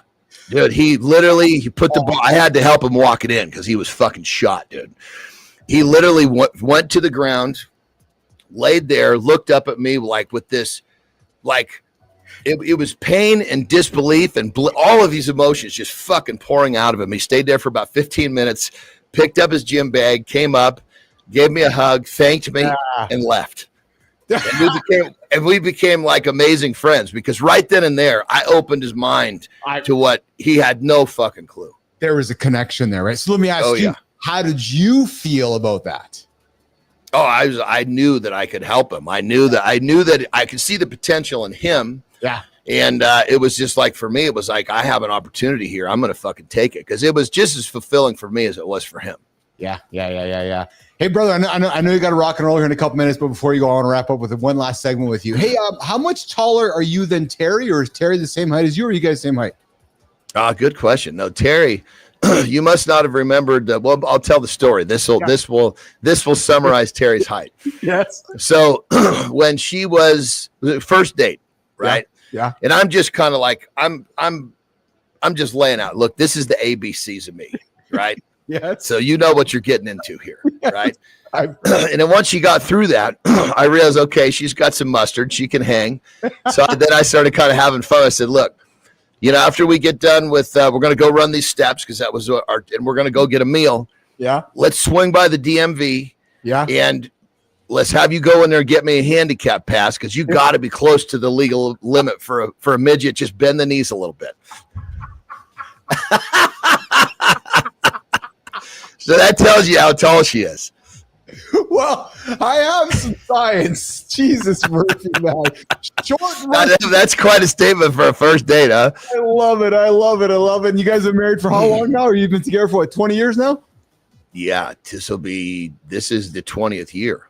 I love it. Short versus tall, the unexpected truth about men and marriage. Right now on Mornings in the Lab with Keith and John.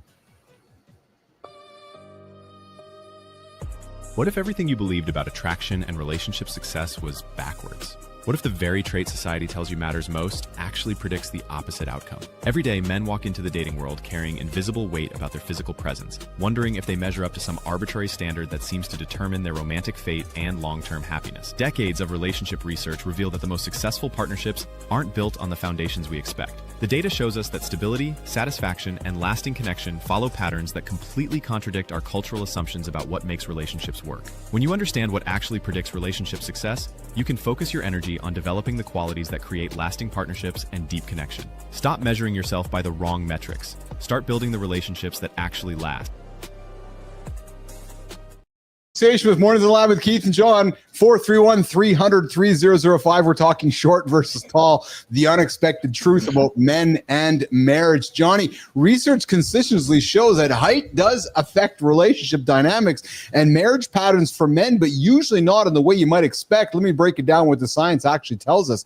First insight, shorter men tend to marry later in life, but are significantly less likely to divorce by about 32% compared to their taller counterparts. This is bizarre to me, man.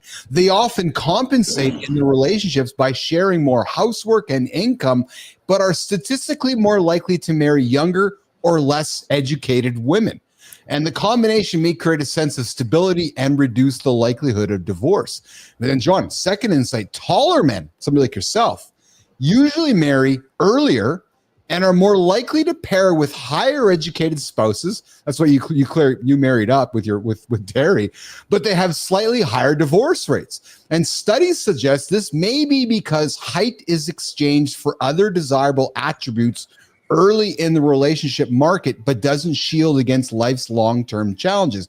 And then, John, the third insight, average height men, neither very short or very tall, actually have the highest rate of reproductive success, often marrying at younger ages and having more stable long-term. And then fourth insight is that regarding relationship satisfaction and jealousy, tall men generally report higher relationship satisfaction and lower rates of jealousy compared to shorter men, likely due to societal preferences and perceived desirability. I think to sum this whole thing up, I think what it comes down to is, and this is a blanket statement, so it's not for everyone, because I know some short dudes that are fucking savages that none of this applies. Yes. But it's because they're savages here. Yeah. So I think many shorter men, they get some sort of a complex that beats down their self-esteem, and then their standards drop. What you described is a person, forget the height, is their standards have dropped through lack of some I hate to be a dick by say lack of self-esteem, but that kind of summarizes it. No, we were talking and we had I recall we had a conversation on the show a few months ago, Johnny, about men that were going through leg lengthening surgeries. And listen, we both have much empathy for those men that are going through that, because what we both realize is that there's something unfortunately going on with upstairs and in here, which is what's forcing them to unfortunately make those decisions, which makes me sad, right? I know it makes you sad as well. And just wrapping this up, Jimmy, the fifth insight from women's perspectives, while many women report a preference for taller partners, Johnny, the so-called male taller norm, this tends to matter most in the early stages of attraction and diminishes importance as relationship progress, especially if emotional compatibility and values align. Guys, in closing this baby up, just to close this segment up here, is the bottom line is this: height can influence the beginning of a relationship and is wrapped up in cultural ideas about masculinity and attractiveness, but true happiness, stability, and marriage are much more connected to those shared values, commitment, and communication. And it's just fun conversations we like to put here on the show every single day with Mornings in the Lab with Keith and John, giving you guys information to get on with your day. Just some fun stuff, brother. There you have it. Just some fun stuff. One last comment from the comment before I let you go. Men need to stop choosing tiny, short women. Think about what their sons will look like. You know what? Carter played. We had some friends of ours, and Carter played hockey with the family. Love the family. Will remain nameless, but little people, man, just love them. Like the mom and dad are little, the sons, like just all little folks, and they're like the little family, right? And it's just, you just see some folks are what they are, right? So. What do you got going on today, pal? What do you got going on today? Today is not a training day, so I got some fun stuff I'm working on always. I'll tell you, first thing we did off here, I'm going to take a piss because I'm starting to wiggle. Yes, and then so then I've got some content to work on. There's so much stuff with the new business, and in this peptide experience / business has been it's been really, really fun, but it just with the having the ability to help people get the proper peptides from a proper source and helping them change some problem, fix some sort of a problem has been fucking really fulfilling, because now I can help people on yet another level. Well, I'll tell you, man, and I will make this announcement to the world here, is that as we keep building this show, and as we continue to provide value to our audience, our goal, my goal, Johnny's goal, is to provide you guys reputable information you can take to the bank, right? So in a world of AI information here, AI information there, and information everywhere, you don't know what's real or not real. I'm hoping to continue to trust the advice of John, trust the advice of myself, and trust the advice of the guests and the information we're putting on stage here. But hear me clearly. It's simply advice and information. You guys make the decisions. We're going to do the research and make suggestions, and you guys can make the decisions after that. So, because really what it comes down to is we're sharing with you guys how we did it and how we do it. It's never the same for two people. You're going to take a bite out of what someone's doing to help you. And you know how we did it? And I'll draw it right back to the top of the conversation at the beginning of the show. I had my success in life, and Johnny had his success in life, and we're having success with this in life because of one and only one reason: showing up every single day. That's it, baby. There's no rocket science to it. It's the hardest thing for most of us humans to do, is to show up every single day. But when you can do it, that's when you unlock the magic, and that's when the business mindset changes from an idea to executing to become a millionaire. So, Johnny, what a great show, man. A lot of love here, a lot of fun today on a Monday, kicking off the week. We got a busy week here. Chad was great, fourth time in. The guy dropped nuggets. Jimmy did a great job with his bloat producing the show today, so with his bloated gut. And, and we'll be back at it after tomorrow again, less than 24 hours. Let's go, baby. Enjoy Have your a great loop, my brother. You too, my brother. All right, pal. Right all right, Jimmy, we're going to walk Johnny out of here, and I'm going to get this tune here. Boo, boo, boo. All right, guys. Mornings in the Lab with Keith, John, and friends. Johnny's out for the day. He's back here tomorrow morning. You guys know where to find us right here. Right here. Yep. 8 o'clock Eastern time. YouTube. Over there on X. And over there on LinkedIn. And just over there on Substack. You guys know Substack? What's going on, Devo? What's going on, Dova? Is it Dova or Dova? I see you in the comments here, Dova. I see you. Welcome to Mornings in the Lab. This is the only morning show to help you get up, get after it. I'd like to introduce you to Lady Drew, one of our stalwarts in the community. Lady Drew is here every single day. Dova, I'd like to introduce you to B Drive. I'd invite you to go check out B Drive's awesome bee community. And hey, to all my members in the community, you guys all got YouTube channels. Let's put them out there. And if you guys want to help start them, put them out there. Lady Drew, it's important you guys, Dova, it's important that you guys all meet my community. Jill, Lisa, what's going on? Men need to stop. Yeah, I read that comment there. But Dova, I like to introduce. I didn't see Dusty Struggles there. What's going on, Dusty? I see it. I see you there in the comments as well. So Dova, I'd like to introduce you to everybody here in the comments. And hey, you guys can join the Mornings in the Lab community by simply subscribing, liking, commenting, letting your friends know about the greatest morning show that gets up and gets after it every single day. We're talking business mindset on the show here today. And people are looking for shortcuts. Jimmy, I want a shortcut. Oh, I got an idea. I want to become a millionaire. Oh, yeah? Show up every single day. That's the secret.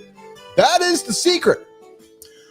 Okay, so guys, we're going to look through the back here. So the secret full body workout you're ignoring, we're going to go back to that one later this week, Jimmy. So I'm going to put that one aside for later this week, Jim.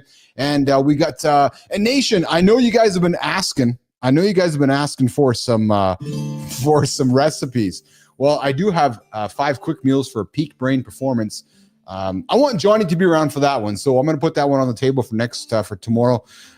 Kindness Rising, 7:30 Eastern time. Hey, Dova, I'd introduce you to Matt Roof. The guy has the business mindset, no secrets, getting up, getting after it every single day, 7:30 Eastern time. Kindness Rising, right here in the Mornings in the Lab channel. Content to help you get up and get after it. Sterling Wooden, who's the best ever Led Zeppelin or Led? It's Led Zeppelin or Led Zeppelin? Sterling, is it? So I'm from Canada. Is it Led Zeppelin or Zeppelin? I don't know. I'm just having some fun with you there. I want to go back up to Roofy's comment here. Yes, tomorrow on Kindness Rising, from thoughts to action. Yes, 7:30 a.m. Eastern time. Guys, today we're talking ideas to execution. Matt's going to lean into thoughts to action tomorrow. Imagine taking that thought and then putting it into action, just like Matt did. Yeah, Matt had a thought. He's like, yeah, I had a 700-year career in the health industry. I now have an idea. I want to go perpetuate kindness around the world. So what's the guy do? Starts a company, starts getting up, getting after it, having some bumps along the way, but he gets up and he gets after it every single day. And I'm sharing that with you guys to give you the inspiration that you can do it too. Just like I can do it too, Johnny can do it too, Jimmy can do it too. We all can do it. It's fucking hard. Ask Roofy, it's hard. But when you have a network around you and you have a support team around you that you can count on, like I know Roofy's here every single, I know tomorrow when I get up and I turn on my YouTube at 7:30 Eastern time, that Roofy's there. It's just not even no ifs, ands, or buts. And then I know at 8 o'clock, Johnny's going to be here. So guys, I'd invite you to check out Roofy's channel, 7:30 Eastern time tomorrow, 7:30 for Kindness Rising. All right. So Jim, here's what we're going to do, my friend. We're going to get to the community corner. Yep.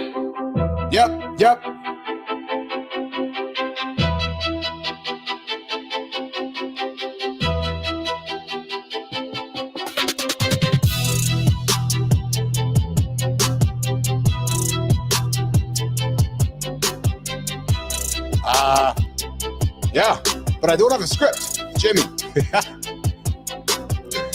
True story. All right. Hold on a second here. Just looking at my notes here.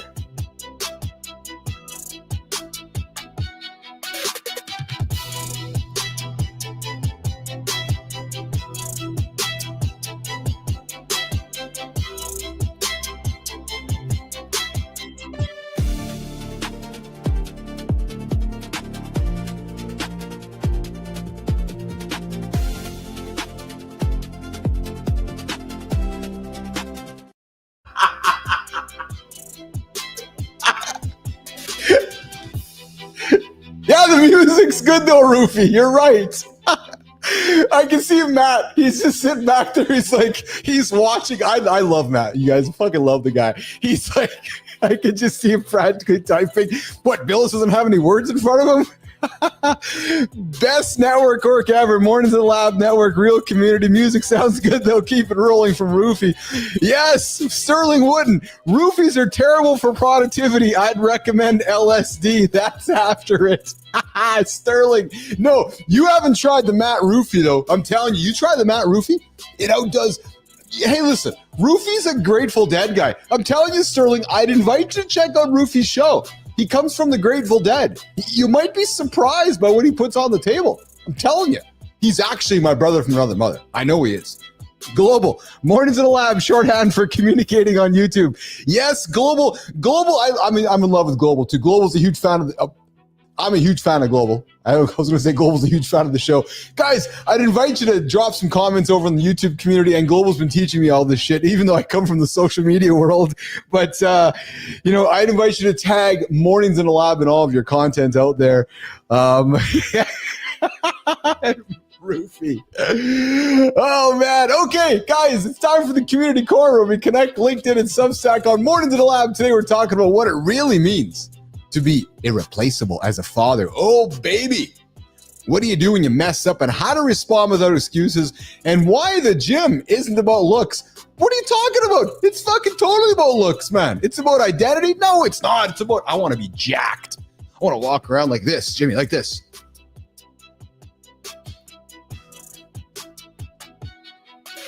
That's how I walk in the gym. Yeah. And why blowing up your life isn't the answer most people think it is. Guys, let's motherfucking get in it. Yep. All right. When your ex moves on, are you still dad? What? Well, Craig Youngkrantz puts words to a feeling many divorced dads don't say out loud. When my ex found someone new, I started wondering if I was being replaced. Well, that hits hard, and it's real. But Craig doesn't stay stuck there. He shares practical ways he stayed rooted as a father, keeping his word, building his own tradition, and choosing to respect, even cheer for the new guy. Woo, baby, that takes guts, that takes balls, that takes courage. But here's what it is. The takeaway is simple, super simple. You can't be replaced unless you give up and you stop showing up.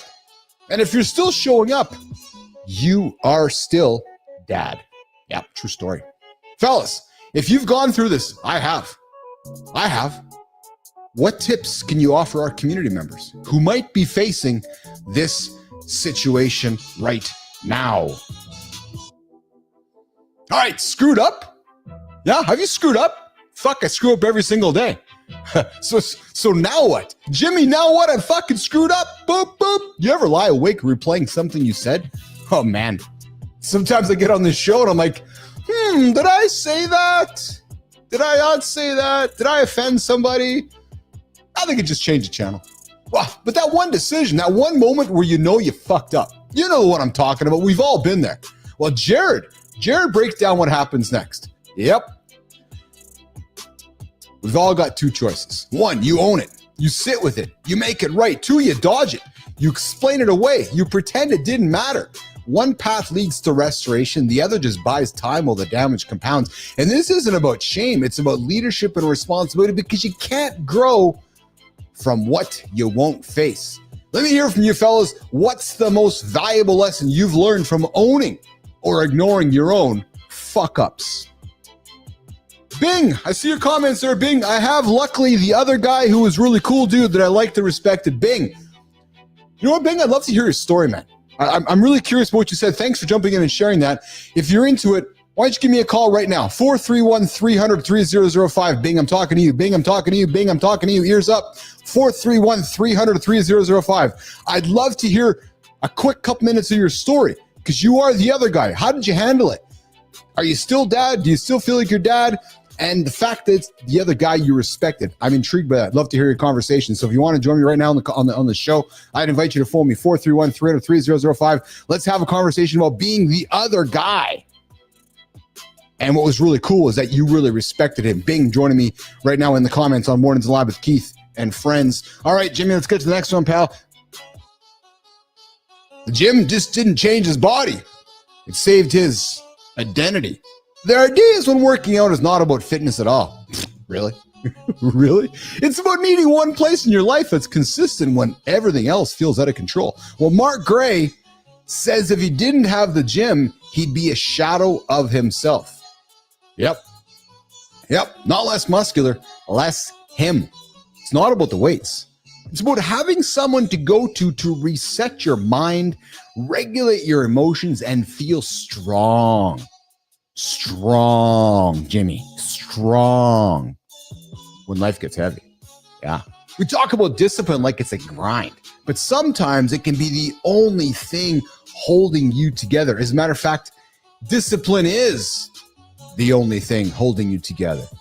If you don't have discipline, I'd invite you to even ask yourself if you're held together. But hey, what's the one thing in your life that keeps you anchored? I'd love to hear it. Drop it in the comments. Please, please, please. All right, number back to LinkedIn. He didn't just escape. He chose simplicity. Guys, you ever chase yourself and catch yourself fantasizing about walking away from it all? You're like, I'm just fucking leaving, burning the whole thing down and starting over somewhere quiet. Pop, see you later. Gotta get out of here. Well, Renee Lynn Frojo shares the story of Dean, a guy who actually did it. Yep. See ya.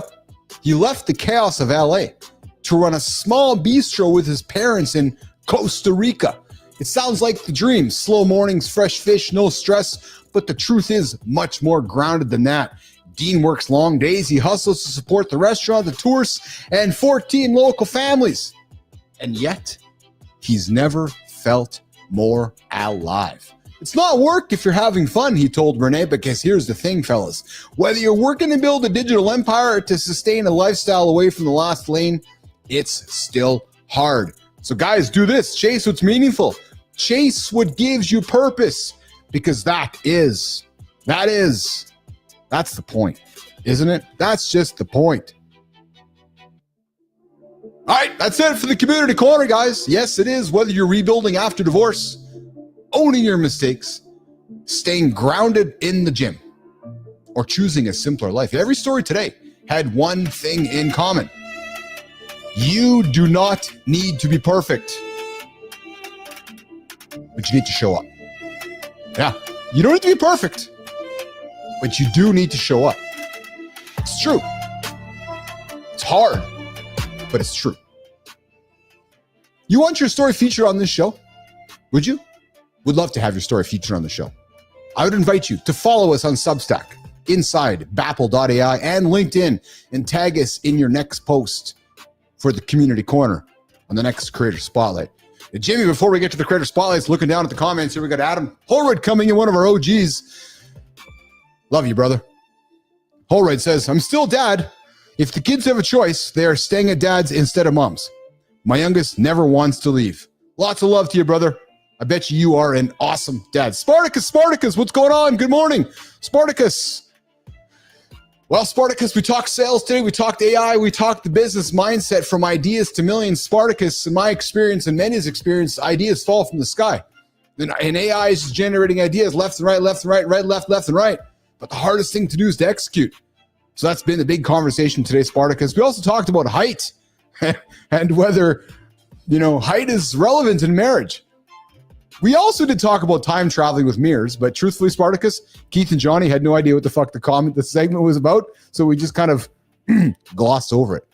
Yeah, and then during the show, Keith lost his words, and Matthew Roof from Kindness Rising, Spartacus. Hey, Spartacus, have you checked out Kindness Rising yet?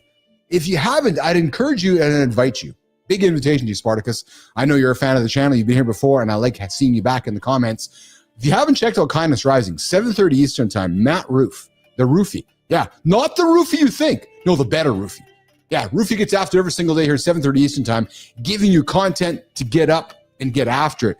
And I'd invite you to check it out. Tomorrow, Roofie's got a show. We're talking about, on tomorrow's show with Matt, he's talking about, I'm just looking here quickly here, from thought to action.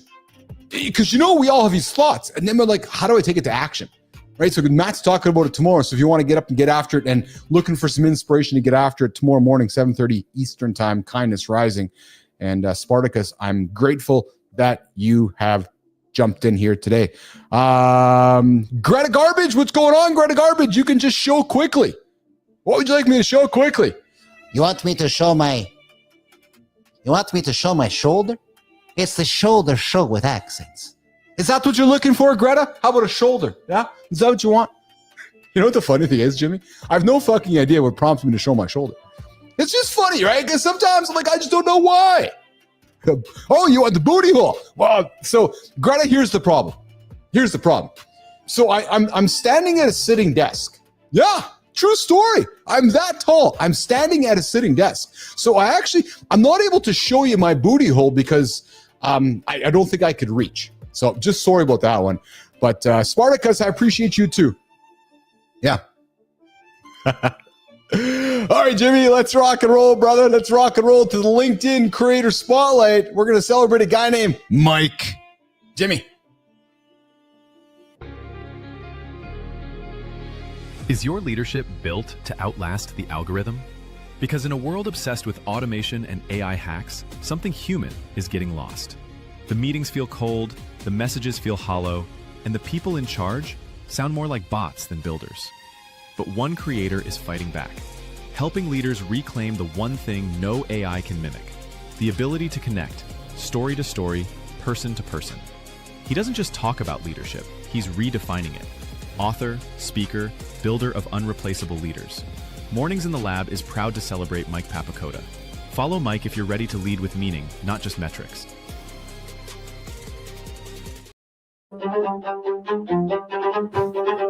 Hey, Mike Papakota is not trying to outpace AI. No, he's helping leaders do something more important. Walk like this. He's trying to help them stay irreplaceably human in a world that's racing towards automation. Yeah, baby, he built the NQ company around one idea. Not two, not three, Jimmy, one idea. One idea that narrative intelligence, not just technical skill, is what makes a leader worth following. Well, and good hair too. Yeah, fuck yeah. I got great hair. I know people follow me because I got great hair. I know when Rufy met me, he's like, fuck man, Billis has awesome hair. So I definitely want to follow that dude. I know it to be fact. And when Johnny met me, he's like, fuck, that guy's got great hair. So regardless if it's narrative intelligence or technical skill, Jimmy, I must see the squirrel's getting in my brain, man. Oh yeah, back to the Creator Spotlight. Yeah. When communicating gets robotic, leadership breaks down. That's a true story. So Mike Papakota helps teams, executives, and brands bring the human element back, baby, to how they speak, lead, and connect. He's not teaching soft skills.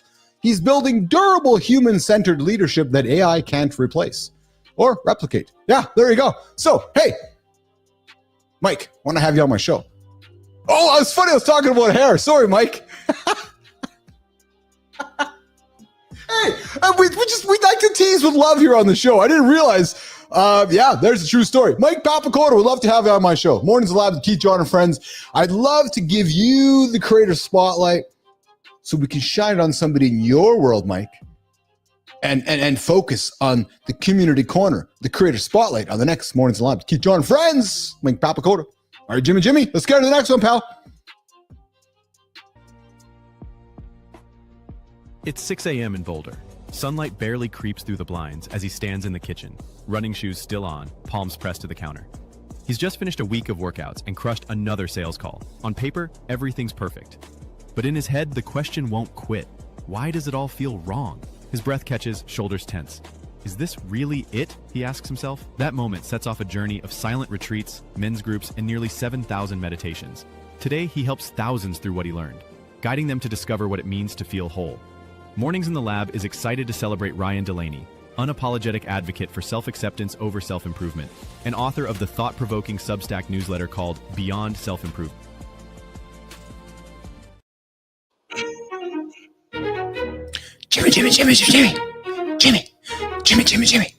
Jimmy. Some creators promise shortcuts and hacks. But not Ryan Delaney. No, baby, after 20 years and about 13,000 hours of practice, He's not afraid to talk about rage, divorce, childhood trauma, or the mess of starting over. His newsletter isn't about finding a fix for what's broken. Instead, this guy focuses on self-acceptance and dropping the mask even when it hurts. If you're tired of empty motivation and want something honest, real, and lasting, this guy we're celebrating right now, we're talking about, this is your guy. Yeah. So I'd invite you to meet, to follow, to subscribe to Ryan Delaney's Substack, True Story, Beyond Self-Improvement. And Ryan, here's how it works, brother.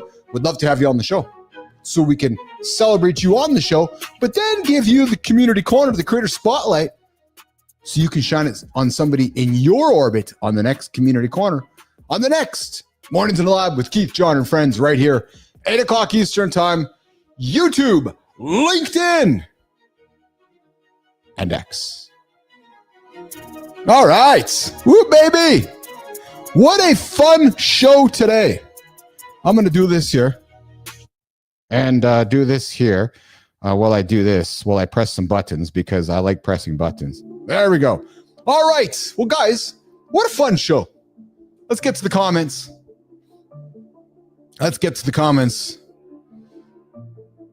Spartacus, hopefully use AI in the right context. I'm a bricklayer. I'm already seeing robot workers. A little scary. Spartacus, dude, I would love to talk with you about this, whether it's on the show today or at a future setting, but I would love to learn about your experience with the robot bricklayers. Because here's the thing, Spartacus, I'm a nerd. I pay attention to all this shit. And I got a lot of friends and brothers and cousins and family members who are in the blue collar space, whether it's bricklaying, building stuff, and they look at me like I'm a weirdo going, yeah, robots are coming. Like, nah, they're not. Oh, they're fucking coming. So Spartacus would love to hear your experience with the robots doing bricklaying, because the reality is, hate to say it, guys, robots can do pretty good bricklaying. Here's the thing. I invite you guys to think about this. Anything that is moving today that is mechanical is going to be autonomous in the future. Hang on that for a moment. If it's mechanical and it's moving today, it will be autonomous in the future. Nobody's jobs are safe. I'm just telling you. Spartacus would love to talk more about you there. Would love to. Would love to. Kindness Rising, Flow ain't just an AI program. AI is a tool, not a talent. True. Spartacus, agree, B. My favorite song, Jimmy. Yes, mine as well. Oh, man. Spartacus, I think we have enough self-motivation shows. What do you think of this one, Spartacus? Is this one helping you? We're not here. So here's the thing, Spartacus. I'm not here to motivate you. Nope. There's enough. Because here's the thing. It's funny. I heard a quote from Goggins yesterday. You don't need any fucking motivation. Get up, get after it, go achieve something. There's your fucking motivation. Go and do something today. And then your body's going to say, oh, you feel good. Yeah, that's called motivation. You don't need somebody to say, oh, I'm going to motivate you. Don't fucking come here for that. Don't come here for motivation. Come here for nuggets. Come here for advice. Come here for help. Come here for information. Come here for truth. But don't fucking come here for motivation. Go somewhere else. I'm not giving you motivation. If you don't have motivation, fuck, motivation is a fleeting feeling. Motivation doesn't show up every single day. No, motivation is one of those fleeting feelings. No, showing up is what you need to do. All right. All right. There's my little rant there on motivating. Thanks, Spartacus. I appreciate that. All right. I got to turn the tunes up here a little bit. Tomorrow. Oh, let me see here. Spartacus, we're being placed in all aspects. Yes, to some extent, from bricklaying to wife. Roofy dropping it. From bricklaying to wife laying. That's what scares me. Already competing with latex rods. What's next? Oh, man. Spartacus, you are awesome, man. Kindness better. Dial that diving game. Yes, B drive as well. All right, guys, tomorrow's show. My creativity exploded with one simple mindset shift. We're going to talk about that on tomorrow's show, guys, around my creativity. Yes, mine. One simple mindset shift. Yeah, I learned how to roll a bigger blunt. Yeah, that's what it was. Just fucking, I was able to stuff more cannabis in the leaf. That was the mindset shift. Yeah, true story. Just fucking rolled up a big blunt. Let's go. There's my creativity. Joking, guys. Come on. You guys all been here long enough. Although I do like my cannabis, but that wasn't the mindset shift, though. No, that wasn't the mindset shift, though. And tomorrow, Jones Laughlin, not James, Jones. Yeah, Jones Laughlin, tomorrow, right here. All right, Spartacus. Dude, I appreciate you. You subscribe to the channel. You guys can do it as well. Mornings in the Lab, subscribe, like, tell your friends. The greatest morning show we get after it every single day. Spartacus will be here tomorrow, 8 o'clock Eastern time. LinkedIn, YouTube, and X. I'm your host, Keith Billis. My brother from another mother, John Anderson, is here as well. Spartacus, I appreciate you. B-Drive, Lady Drew, Adam Holroyd, Kindness Rising, Matt Roof, Jimmy, Melissa, everybody that showed up today. Lots of love from me to you. I'm getting out of here. It's time for me to go. We'll see you guys tomorrow. Less than 24 hours. Mornings in the Lab with Keith, John, and friends right here. Jimmy, we'll see you guys tomorrow, guys.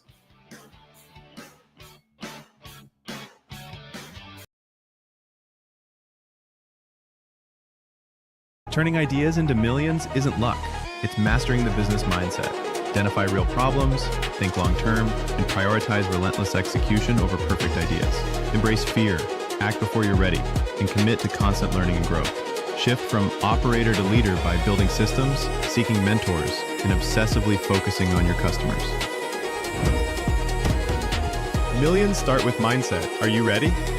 On the next Mornings in the Lab with Keith and Friends, we break it all down live at 8 a.m. Eastern Time.